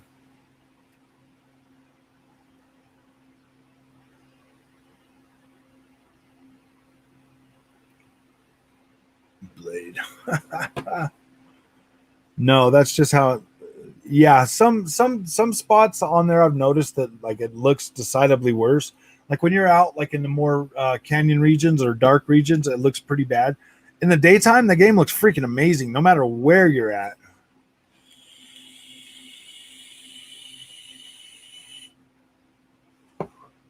I went to that one city that's kind of in that forested part. um, and I was just outside, like looking around in the rocks and stuff. And oh my freaking gosh, that looks so good on the PlayStation 5 with my TV. I really want a 60.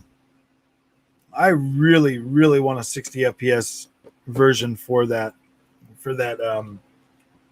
in that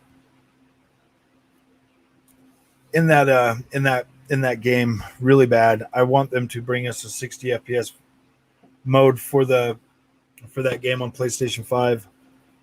I feel like they've already done it for the PC. I don't see any reason why they shouldn't give us that upgrade on PlayStation 4.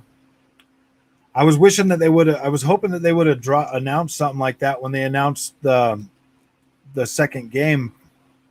I don't know what the hell Sony's doing. Sometimes it's kind of depressing, honestly, to not have any information or any hype build up for PlayStation 5. It is. It's pretty depressing. It makes it hard to do positive videos for PlayStation 5 sometimes, guys. And I don't mean to not do positive PlayStation videos, but when all they're giving me is games like Ratchet and Clank and no information really, it's really hard to do.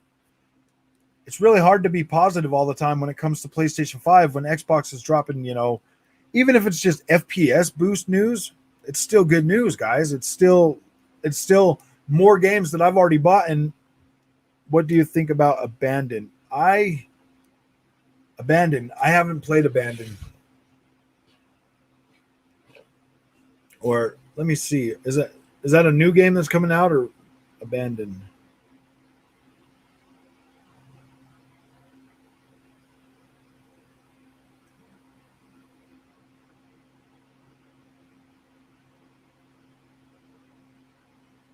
Abandon on PS5. Let's see. Oh, okay. Yeah, I seen that. That's that first person. Man, some survival hits PS5 later this year. I do think that the visuals look really good on that. It's got that realistic look that I that I like, so I'm probably going to check it out. Probably definitely gonna check that out. It says this is saying that it's running at 60 FPS and rendered at a native 4K resolution. So,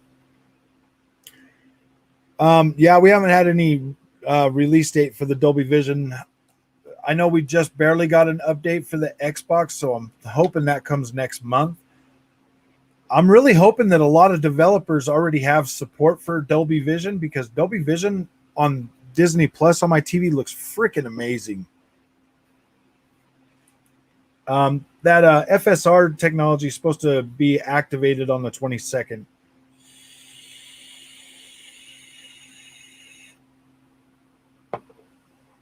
Oh, the rumor about how it might be Silent Hill?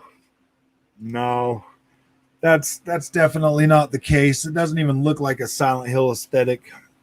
That doesn't look like Silent Hill at all. Silent Hill, if they do another Silent Hill game, they're going to have to keep the aesthetic, pretty much like the old Silent Hill games. Yeah, on here it's saying it's 4K, native 4K 60. So smooth character animations. I definitely want to check it out because I am into games like that. So far from what I can see, I don't know if it looks as good as Resident Evil Village. It's a fake trailer. That might be. The developer literally said, "Forget the teaser. Nobody's seen the game yet." Oh, yeah. I don't know why they would show us that then. Who is the developer on this? Oh, Blue Blocks Game Studio. I've never even heard of those guys, man. To tell you the truth, I don't know if I've played anything they've ever made, or if they're a new developer or what, but I'll have to figure out and see if I've played anything they've made. But yeah, if they are making a new Silent Hill, that's going to be great, man. I love Silent Hill. I've played all of them except for Downpour. Downpour is the only one I haven't played. That's worse than a CGI trailer reveal. Yeah, I do like the CGI trailers, but when you see the CGI that they did with the idea is that it's a fake studio and somebody else is. Yeah, because I don't think I've ever heard of Blue Box Game Studios, but if they are based in the Netherlands, from what I heard, the next Silent Hill game is going to be done by Blooper Team, the guys that just made The Medium. They have a contract with Konami to make that. And after playing The Medium, I think that would be a good fit for them to make a Silent Hill game. Officially, on the 22nd, they're going to reveal the game officially with an app on PS5. That'd be pretty cool if they're gonna if PlayStation does that, if they come out and announce freaking Silent Hill, I would be freaking pretty happy. Like I'd be stoked. I honestly would love PlayStation to get the rights to do like a lot of Konami games, man. I want a return of Castlevania. I want the return of Metal Gear Solid. I wish they would let Kojima have that, the IP and let him do that. If Konami's just going to sit on all these IPs, they should probably just sell them off, or at least license them out. I think that would be the smartest thing for them to do. I'm definitely interested in like seeing what they got, Pat. Like I love my PlayStation 5 too. I want some more freaking good news to be able to make good content, new content about PlayStation 5. Like it is really frustrating. I mean, people say, "Oh, Xbox doesn't have any games and stuff," but when it comes down to it, there's hundreds of experiences to play on, my Xbox Series X, and there's a lot to play on the PS5. But the thing is with PS5 games is I usually play them once and then I'm done with them. So, but I do have a tendency, since I got into the Xbox ecosystem, I do tend to go back and play those games more often than I do anything on my PlayStation. I have started a second playthrough on Ghost of Tsushima. I have started a second play. I'm almost halfway. I'm more than halfway done with my second playthrough of The Last of Us 2. All I'm saying is whether the game is a must be. All I'm saying is whether is whatever this game is, it must be big. I never heard of an in the studio getting their own dedicated app. Yeah, you know what? That is true. It should be big. Don't get me wrong. PlayStation is going to put out some freaking amazing stuff this generation. Why do you think I bought a PlayStation 5? Like, I'm there for whatever they bring. So far, I've been pretty meh to everything that they've done so far, but at least they're putting out content along with the console. Like, I'm happy with that. I mean, most of my excitement and hype for PlayStation 5 was Gran Turismo 7, Horizon Forbidden West, and God of War, all coming out this year, supposedly, when they showed that. And now that everything has been pushed to next year, I just don't think my hype level is as high for PlayStation 5 right now as it was 6 months ago, if that makes any sense whatsoever. Yeah, they're nothing without Kojima. Yeah, exactly, dude. Without Kojima, that Metal Gear spinoff that they made was garbage, complete crap. On console, Xbox definitely has the premium PvP Yes, exactly. I was never really that into multiplayer games, so I was never really that into Xbox. I was always more into single player experiences, so PlayStation has always been my main go-to when it comes to single player games, but and third party exclusives. I mean, I've never heard of it. What's up, none of your business? How you doing, man? Every single game that's on PlayStation is also on Xbox, and the better versions. So that Xbox has no games is just Xbox doesn't have Sony PlayStation. Well, they do have one. They got MLB The Show, so that's good. And that game is actually pretty good on Xbox. I like to jump in there and play a game every once in a while. I'm not really super into sports games, but I do like to play them every once in a while.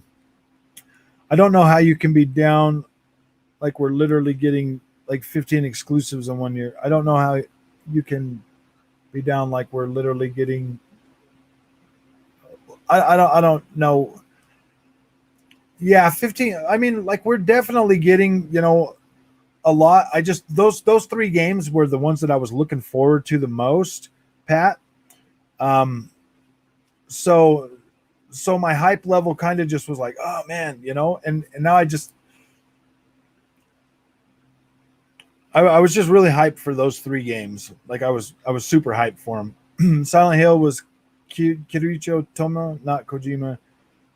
It was only almost. Yeah, so Kojima was going to be taken over for the Silent Hills, but I don't know. I kind of feel like Death Stranding gave me that Silent Hills vibe, to an extent. It was still a walking simulator, but it still gave me that good feeling. Like I loved that. Oh yeah, I don't know why I always forget about Deathloop and Ghostwire Tokyo. I do want to try Ghostwire Tokyo. I just don't know if I'm really going to be into Deathloop that much. I'm going to buy it and play it, but I just don't know if I'm as excited for Deathloop as I am for like the Ghostwire Tokyo. Going off the first 7 months of year 1, those 15 exclusives seem pretty whatever. Waiting for Deathloop. I am pretty excited for Kenya. that game looks pretty cool. And Horizon, when that comes out, I'm probably going to be putting a lot of time into that game.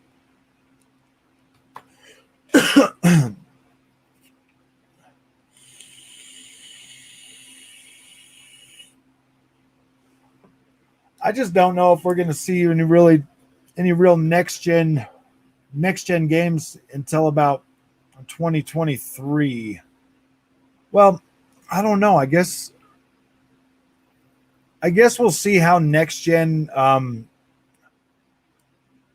Starfield feels when it comes out next year in November. I think we're really going to find out, how next gen that game's going to feel.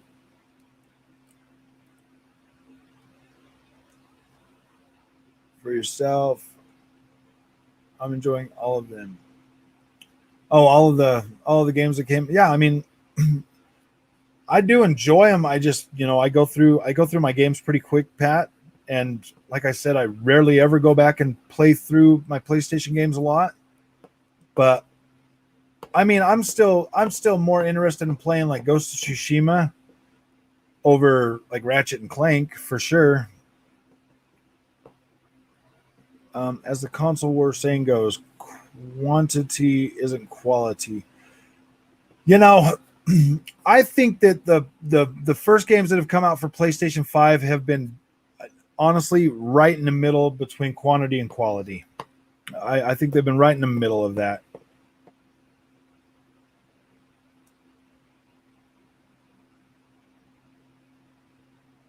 Must be nice to take such joy in something like can't be played on that console.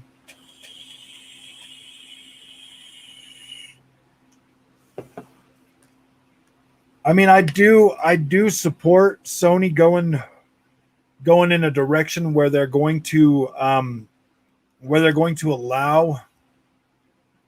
Where they're going to co-develop for PlayStation 4 as well. Like I'm pretty happy about stuff like that.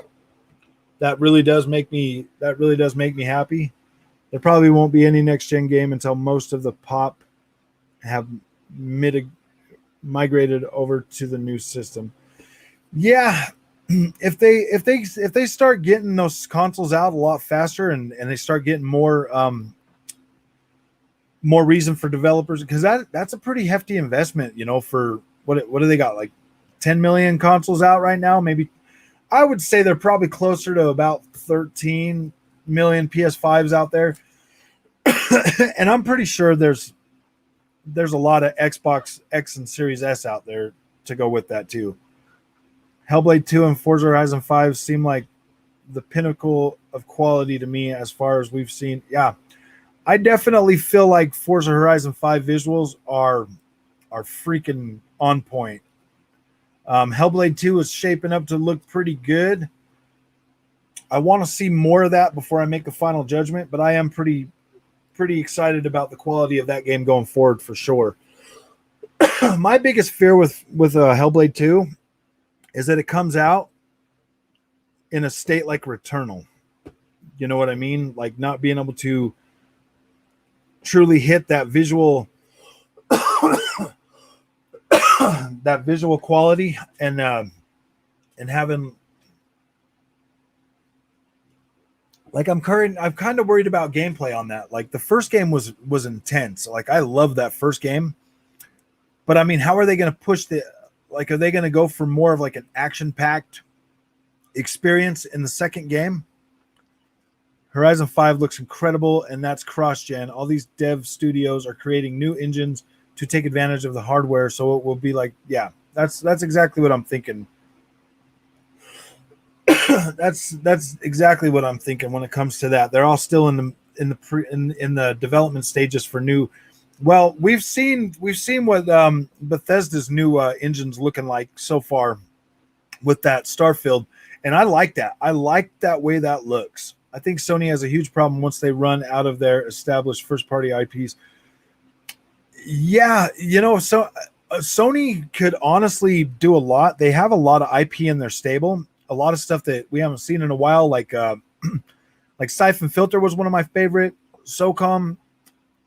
There's a lot of stuff they like. Sly Cooper. There's a lot of stuff they have to go back to and bring forward this generation as well as new IP. So I am pretty excited for what Sony's got planned and how they're going to leverage the new hardware to bring us those experiences. Stop being a weirdo and trying to turn into console war nonsense. Yeah, no console wars, guys. Like, they're both great systems. There's no reason to fight about it.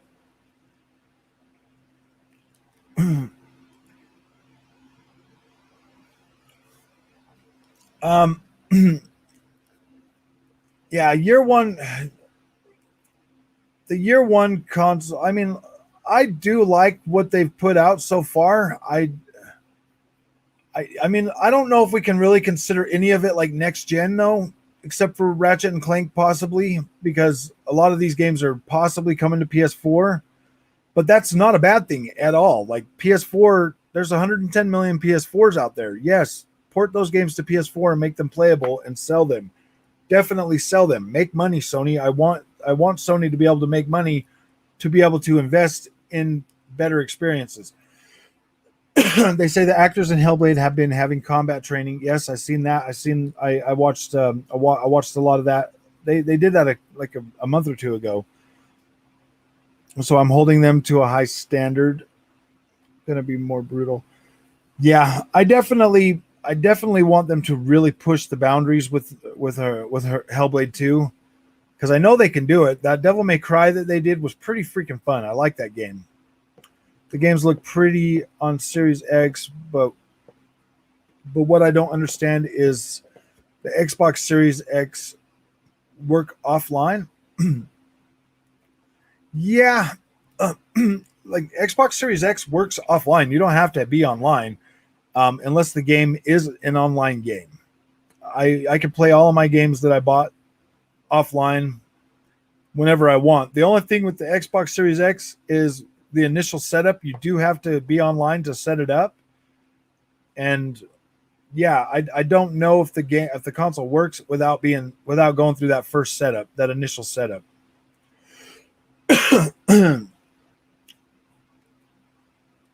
I don't know if, but I mean, me personally, if you don't have access to the internet, I don't think buying a next gen console is for you. But I mean, that's just me. Like, with the way Microsoft is doing things to be able to bring you a next gen experience, to bring you a real next gen experience, you might have to have online to be able to co-stream the data from the cloud as well as what you're getting from your native console. I've said it's been whatever as a PS5 owner. Frogboy said it's in between quality and quantity, aka whatever you're talking exclusives and loving all of them. Saying when you break it down, let's be honest though, guys. Bug Snacks and Destruction All Stars and Returnal. I mean, Returnal is good gameplay, but I mean those three games alone make it, bring it more into line with quality and quantity. Being about in the middle. That's all I'm saying. Like, I'm not saying the PlayStation hasn't put out freaking amazing stuff. They have, but I'm also saying that it's about in the middle, and Xbox hasn't really put out anything yet. So PlayStation is the only thing we really have to get a metric on. But Xbox, has been upgrading experiences that I already have. So yes, you are right, but the internet is not always exist for me. Yeah, so I mean, if you don't always have internet, the thing is you're going to have to be a little more selective with the games you buy, Ahmed. If you buy games like say Outriders, how you need online internet to play that game all the freaking time. There are games that you can buy that don't need that, and a lot of games are going towards a service model. So, gosh, man, not having internet for this next gen is going to be tough to enjoy these consoles either way, PlayStation or Xbox. It's going to be that way. There's games on PlayStation that you have to have internet to play. So it's not just an Xbox thing, it's a both console thing. when it comes down to it.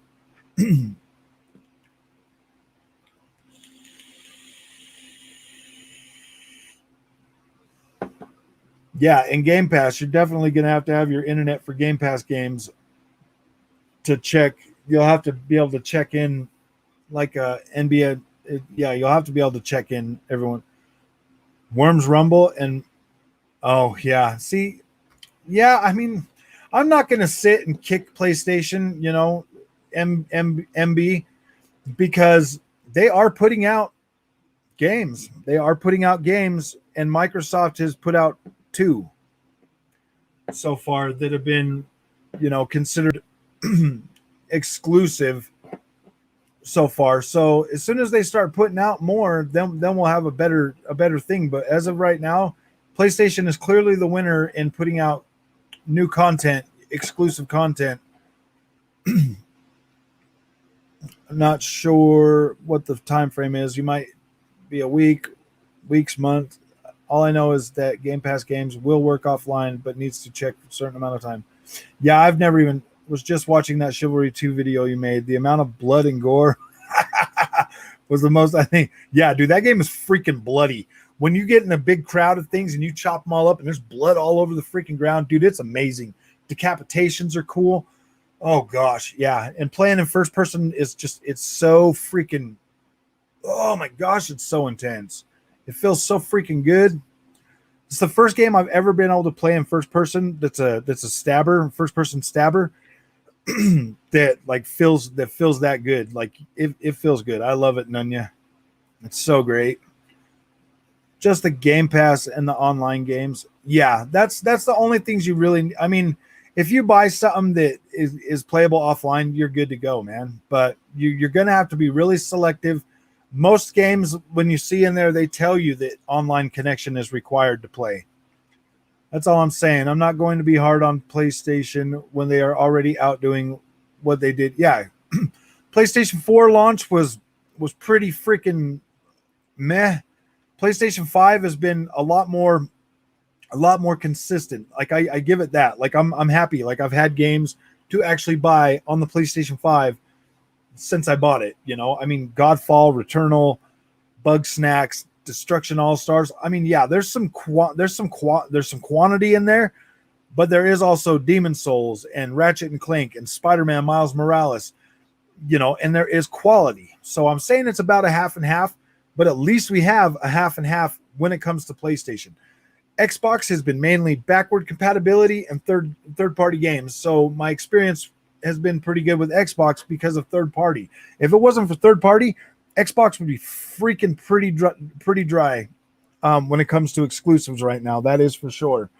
But I didn't buy my Xbox for exclusive games. I bought my Xbox for the backward compatibility at the time to play games that I currently still play that are backward compatible.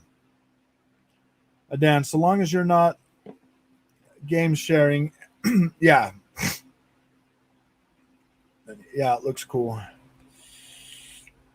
Yeah, definitely, man. If you ain't got it, pick it up. It's pretty fun. It's $40, and they're gonna double the size of that game, for free. Like they're gonna keep adding maps and all kinds of stuff for free.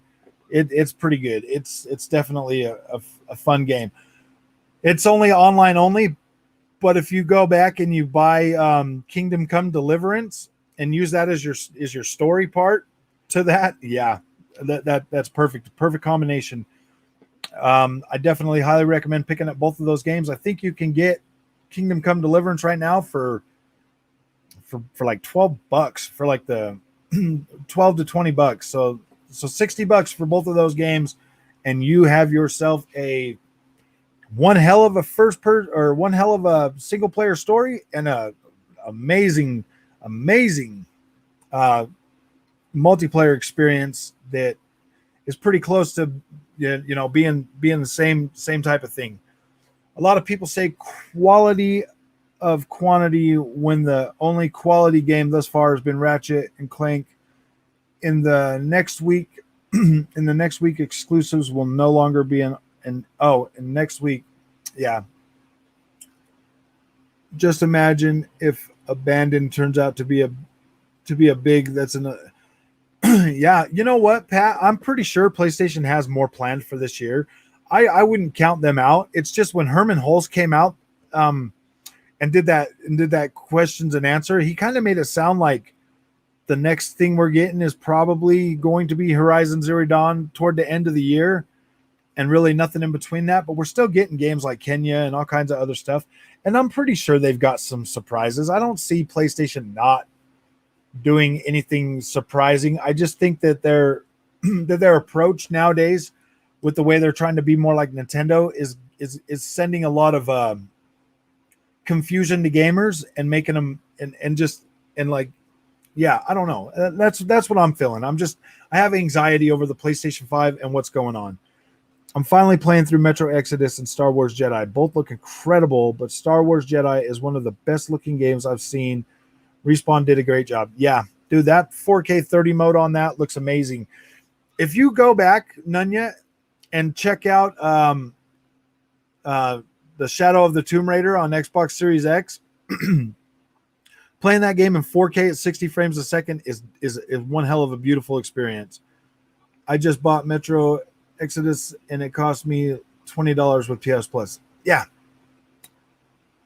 See, that's a that's a good buy, man. $20 for that game is a freaking amazing buy, especially with the new upgrades.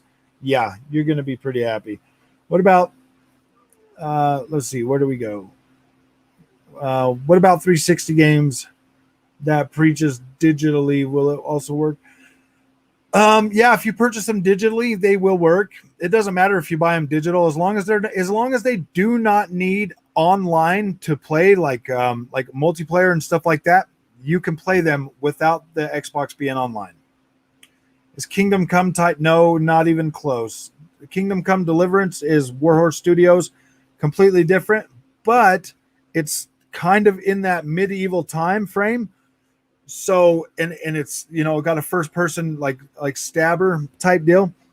So you can play that as a single player experience, but also play Chivalry as a multiplayer experience. Yeah, it's just both the knights and such. One's a single player campaign and the other one's online only. They always have surprises. They're definitely going. Yeah, exactly. They're going to have something big come out toward the end of the year. Maybe Tokyo Game Show or something like that, like they normally do, because they still do the Tokyo Game Show, if I believe, if I'm correct. They didn't last year because of the COVID. So there's always that to look forward to. There's always Gamescom. They'll probably have something announced at the Game Awards. Like there's going to be more news for PlayStation. It's just right now with them not going to E3, makes a lot of things gives a lot of gamers like myself a lot of anxiety. Does anyone know past God of War and Gran Turismo what we can look forward to? I beat all my PS5 games and have not went back. Game Pass helps a lot. You're going to get Kenya. They haven't really. PlayStation is just kind of like keeping things. I don't really care about releasing, securing exclusives and the corresponding tally, but whenever Microsoft adds content to Game Pass, exclusive or no, yeah, exactly. Whenever you get content in Game Pass, it is definitely far more valuable than if you buy one game on PlayStation 5 for $70 and you buy 10 months of, because I mean, it's the same thing for Game Pass. It's $10 or $15. You're already going to have your games with gold. So $10 a month for the subscription price for Game Pass. That's 7 months of Game Pass that you get for the same price as one game that if it's Ratchet and Clank, it was just over 10 hours, or yeah, just over 10 hours. So 10 hours of play versus hundreds of games to play. There's definitely a value in Game Pass by far. I think PC titles require an initial online check for some reason or another. Not sure if it needs a routine check or not.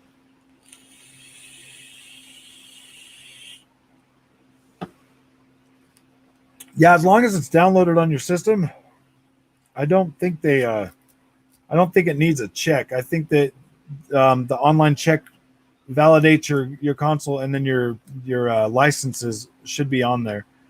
Like MLB The Show, yes. MLB The Show was definitely a slap in the face to PlayStation fans, even a slap that I felt. You know, I was like, wow, man, that's pretty low. Oh man. But it also shows that Microsoft is not playing around anymore, and they're definitely taking Xbox a lot more seriously. So we're going to be getting some pretty good stuff. Curious to see what I think of Game Pass, because it's been years since I last used an Xbox or even paid attention to it. So I'm sure there's games I don't even know about. Yeah, that's the exact thing. That's the exact thing that happened to me, Pat. Because I was always a PlayStation guy. When I bought my Xbox One S for uh, Forza Horizon 3 Blizzard Mountain, I had a freaking amazing amount of games to go back and play. Like, what the heck was that game? Rise, Son of Rome. I had just all those games that had come out on Xbox all the way up to that point, plus all the new games that were coming out. Since I've had my Xbox, I've never felt starved for content, except for like this first 6 months with or 7 months with no exclusives. I have a PS5 combo with the HDMI 2.1 TV since launch, and recently got a Series S so I could experience Game Pass. My recommendation: go for the X instead. I regret not getting it instead. Yeah, that's definitely a thing, Alex. I mean, if you already have the PS5 and the TV and everything, the Series S, it could possibly leave you wanting, especially. I mean, for you, Pat, you do face a real serious problem. But you already said, if you're going to get the Series S and try it out, and if it convinces you, then you'll get a Series X. A Series S is definitely a good point to jump in to like test the waters. But I do foresee you wanting a Series X fairly quickly. Alex right there has a very good point. You're going to want to move up pretty quickly after seeing the value of Game Pass, man. You're going to be stunned. You're going to be like, whoa, what was I thinking? So I hope you got somebody that you'll be able to sell that Series S to, or put it in a different room, or get a 1440p monitor or something for it.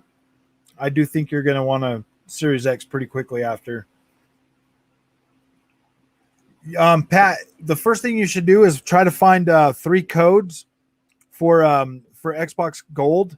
If you get 3 of those for like 60, they're like $60 a piece for a year, and load those all onto the Xbox and then upgrade to Game Pass for $1, they'll convert it all 36 months for $1 plus that. So you'll be about half price, and you'll have 3 years of Game Pass that you don't have to worry about paying for anything for 3 years. Come on, MLB. I don't know how Sony competes without its own service. Yeah, Sony's guys, I definitely think Sony is going to have to do something about that eventually. There's no way they cannot compete with that going forward, especially with everything Microsoft just showed you on E3. I don't know how they do it, because whether they like it or not, Forza Horizon 5 is starting to really encroach on the quality of PS5 visuals.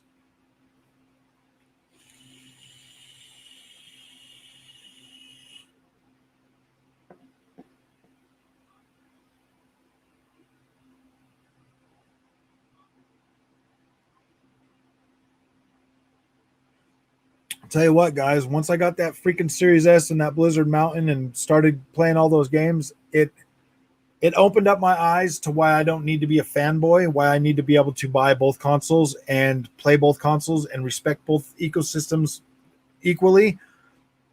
Because PlayStation has always delivered the experience that I wanted from my PlayStation.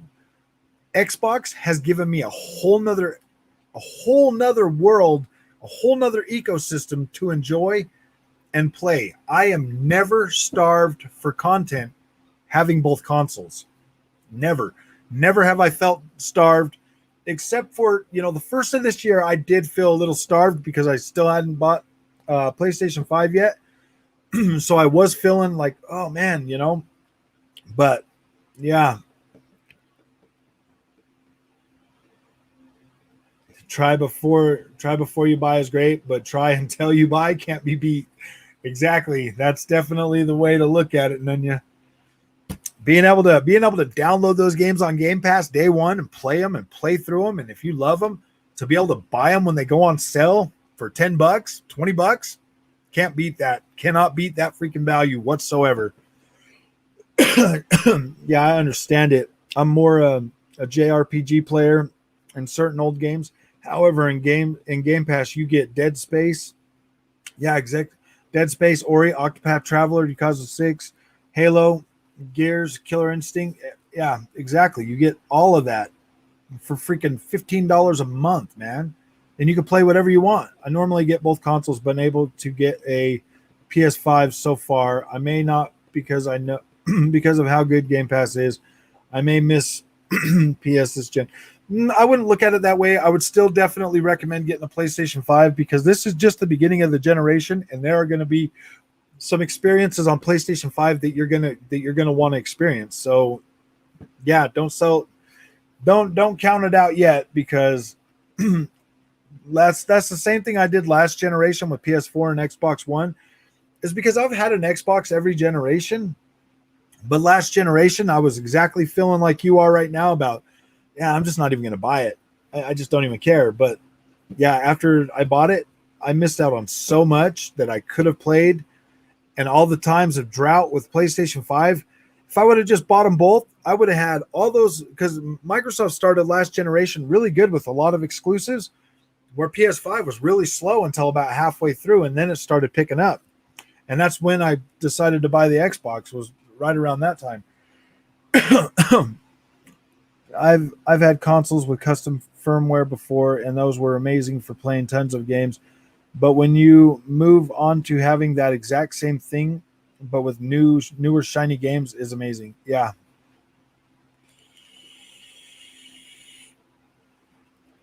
Yeah, there's going to be a lot of, Nanya, there's going to be a lot of PlayStation fans switching to Xbox purely for value. I mean, that's not even, I mean, there's that 1% to 5% of PS gamers that are like truly fanboy, can't hear anything, but that value is always going to bring more people to the other side than anything else. I'm also a big JRPG player. The Game Pass has drastically changed to accommodate our niche tastes since 2019. Yeah, exactly. And as soon as Final Fantasy VII Remake finally gets there,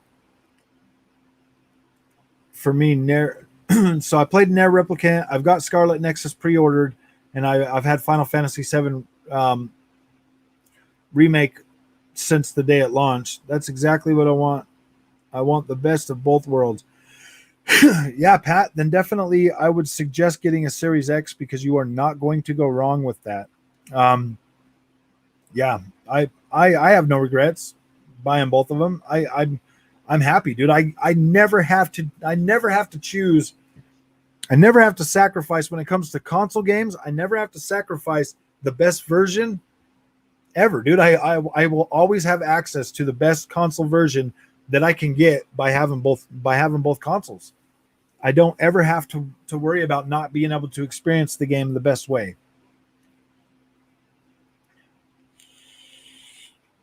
I'll tell you what made me start buying the games on the Xbox was Assassin's Creed Origins. I bought it on my PlayStation 4 Pro, completely completed the game and everything. I bought it again a month later when I could get it on the Xbox One X. And from that point forward, all the games I bought third party were on Xbox for the most part. I don't have time for PS5 with my back catalog and everything on Game Pass. In 3 to 4 years, I may pick one up, but the price when the prices drop, and they'll likely have a new model. By then there will be, yeah, exactly. It was pretty nice to be able to go back to playing all of those Xbox games after having PlayStation 4 for so long, because it definitely helped out. But if you do that, Nunya, you also risk the fact that there might be a mid-gen console refresh this generation. And I don't know, because it is really hard to go back and play some of those first gen games on the new upgraded console, because yeah, the 900p on a 4K screen does not look good at all. Damn, now you're making me regret the S. I'll see though. I'm just afraid it was going to turn out like it did for me with the 1X. 1X, where it just sits there and collecting dust and never touch it. So you already have a 1X? If you already have a 1X, just get Game Pass on that and start playing, because that 1X is pretty close and comparable in power to the Xbox Series X, well, to the Series S, but it doesn't do. You're not going to get the frame rates on that one on the 1X that the Series S is more than capable of giving you.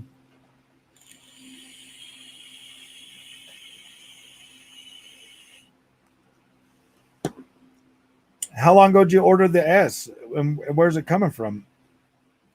Is it going to be there in like a day or two?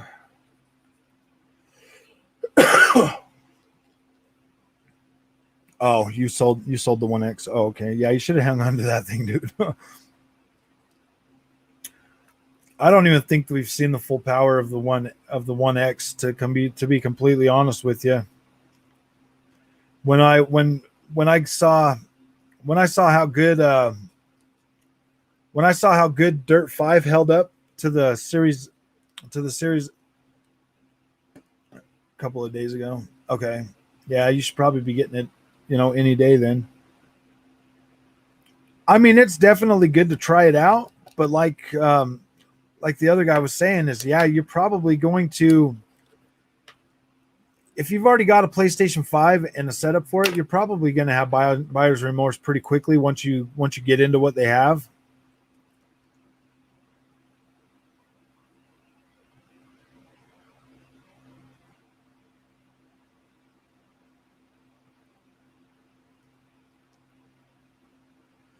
Yeah, and that's the thing, Pat. No man can serve two plastic boxes. He's going to love one and hate the other. So don't serve either of them and enjoy both of them, man. And that's the thing that a lot of us gamers get caught up on is, trying to be trying to serve one freaking box, man. Don't do it. It creates so much unneeded animosity toward each console, and then you start wanting to be. I said I'm like the opposite of you are. Used to be a big Xbox man and switched to PlayStation, and now I just yeah.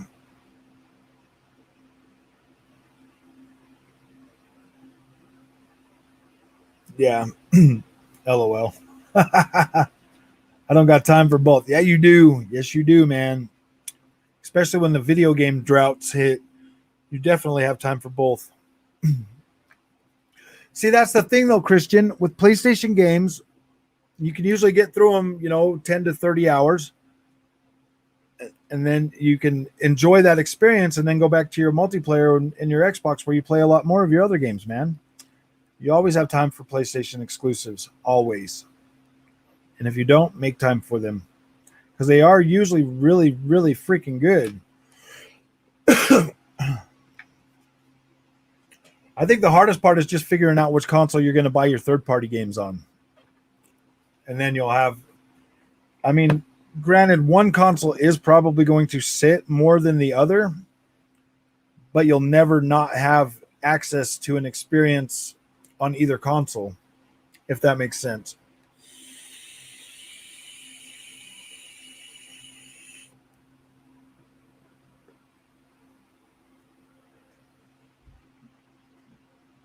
Um, So Pat, what you're saying is you said you're the opposite of me and how I used to be just a one trick pony.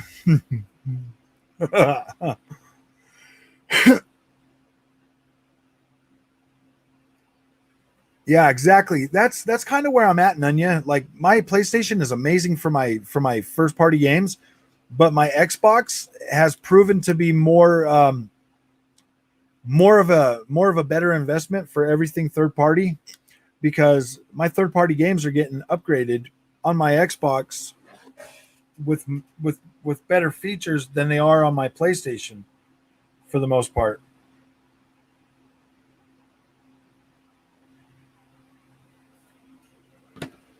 We'll have a whole new world open up right when you get your PC. Yeah, it's great having them all. PC is a different beast, though, as you have so much at your fingertips. Yeah, I'm definitely as soon as I get that.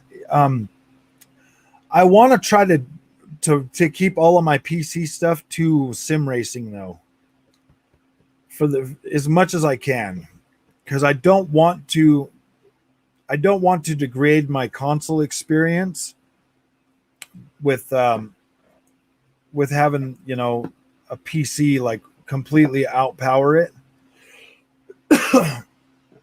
Do you think do you think is a lot of exclusive to Xbox is a good thing because they already dropping the games in Game Pass for free? Yeah, well, see, Xbox is definitely focusing a lot more, Ahmed, on different types of experiences, so you're getting more diversity. Whereas PlayStation, so far, from what I've seen this generation for the first 7 months, is playing it safe. They are definitely playing things a lot. Multiplayer games mostly, co-op and like Call of Duty. I'm really into Chivalry 2 right now. I was into For Honor. I usually only play a lot of multiplayer when my friends want to play it. But Ahmed, definitely, there's going to be a lot more diversity in the games. That's exactly what I'm doing. I just want the best of both worlds. I play all the consoles. I even play the Switch a lot. Yeah, I definitely got some games on Switch that are coming up that I'm going to play. So I haven't paid attention to the console war until now. It's quite entertaining. I even do a little trolling from time to time. I'm not going to lie. Every once in a while, I troll too. You know, when I'm pissed off at PlayStation for not upgrading my SSD bay, I do kind of give them a little bit of hate for that. I have a huge backlog. Haven't even finished the medium, and I'm hardly home. So between third-party time wasters like Apex and Bethesda games added to Game Pass, I'm just overwhelmed. Good problem. Yeah, man, I definitely have been feeling the overwhelmed a lot lately as well. Frog, you went to bed after a stream, and you wake up to stream. Yeah, dude, I was so freaking man. Last week was pretty hard at work, man, because the heat was so much that it just takes so much out of me that, whew, man, I was freaking going to bed at like 9 o'clock, man. iRacing is great, but it kind of takes dedication. Can be a toxic community though. Special, oh, yeah, and that's just something that is either going to turn me away from PC or is going to,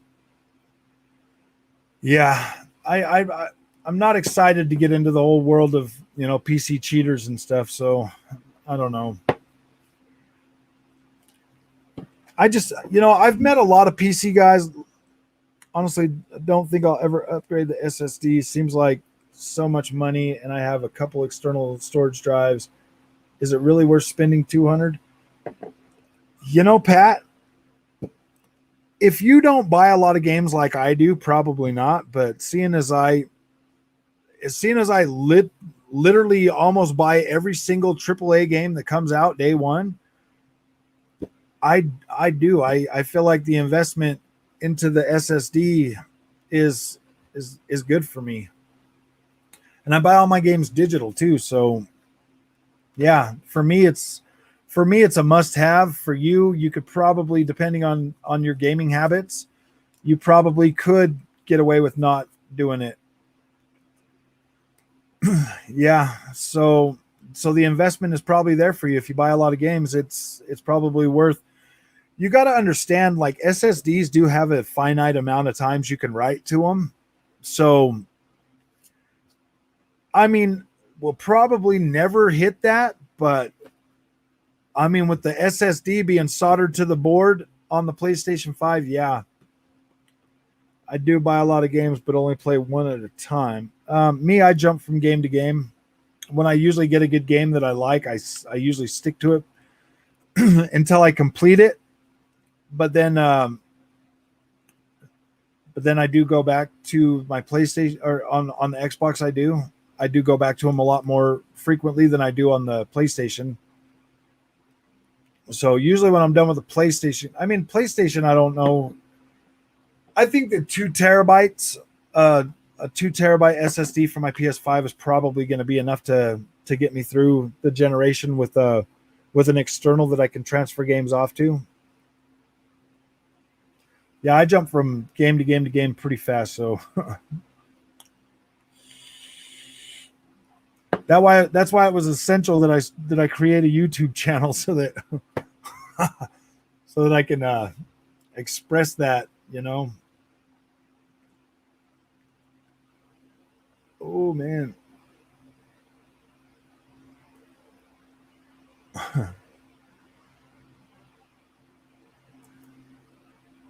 Yeah.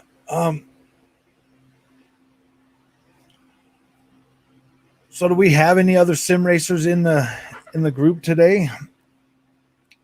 I don't know. I don't even know what a next gen sim racer is going to look like. I personally am pretty happy with the set of Corsa Competizione on my Xbox Series X, and I'm definitely looking forward to that next gen upgrade. iRacing, I want to play that game. I do. I want to check that out. Automod list of 2. There's one that I really want to play. It's that almost like that game that has like simulation physics for crashes and stuff like that. I think the one advantage Halo Infinite multiplayer is going to have over other multiplayer shooters is better security against online. Yep, that is definitely true. It's definitely going to be a lot better for that, especially. Well, no, because you can only get Halo on the Xbox store, right? Or not the Xbox store, but the Microsoft store for PC, and then but Forza Horizon 5 is going to Steam as well.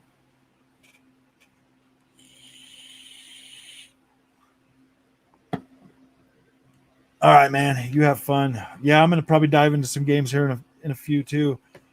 As soon as I end the stream, I'm going to get me some food and then jump on to gaming. MS. Have you heard about Microsoft Kojima deal? Yeah, I've heard about that, but I haven't heard anything other than rumor. So it's just the Microsoft store for the Halo. So yeah, they should be able to keep pretty tight control over that. If all goes well. I think Titanfall 2 is unplayable on PC. Really? I thought Titanfall 2 was supposed to be pretty amazing on PC. Oh, with the cheaters and all that crap. Yeah, see, I mean, I don't really see myself doing any multiplayer games on PC. Like I said, sim racing and, just having like a consistent experience. Don't know if I'd really be doing the whole online racing on PC though. I might get into that. I do want to be competitive, but I don't know all the ins and outs about multiplayer games. I do like Call of Duty, Modern Warfare. Don't really care for Black Ops. I like Battlefield. Battlefield's probably one of my favorite online multiplayer experiences. I like Black Desert Online for my MMO. I like Chivalry 2. Chivalry 2 is probably my new favorite medieval experience. There's a possible disgruntled Titanfall 2 dev that is keeping people from playing the game from within their servers. Oh, I see. Why would they be mad? Battlefield 4 would be your favorite? You know, I haven't played Battlefield 4 really online. I have it on, I think I own it on PlayStation 4 and Xbox.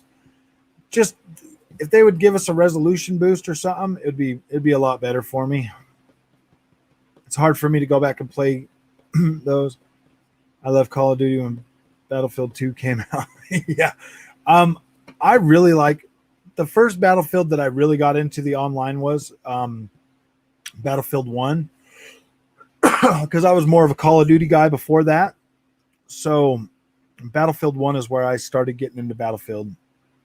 I like that more realistic approach to it, you know, with like bullet drop and everything else. And that's why I like Modern Warfare now, because that one there has the bullet simulation or the physical bullet as opposed to hitbox or the. Yeah, I like that. I like that a lot better.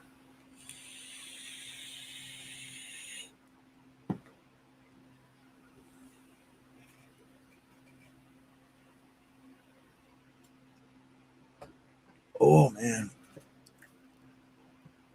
So I'm gonna go ahead and end the stream and take the dog out and get some food and stuff. I'm gonna play some games and then I'll probably do another stream later tonight because it's Saturday and I have no work and I don't know what I'm doing for Father's Day tomorrow. So yeah, I'm gonna try to get as much content on today as possible. So I appreciate everybody for coming. If you're not subscribed, go ahead and subscribe so that you get a notification for the next time I go live. And yeah, man, I'll see you guys in the next one. I really enjoyed this stream though. It was really good. I'll see you guys later.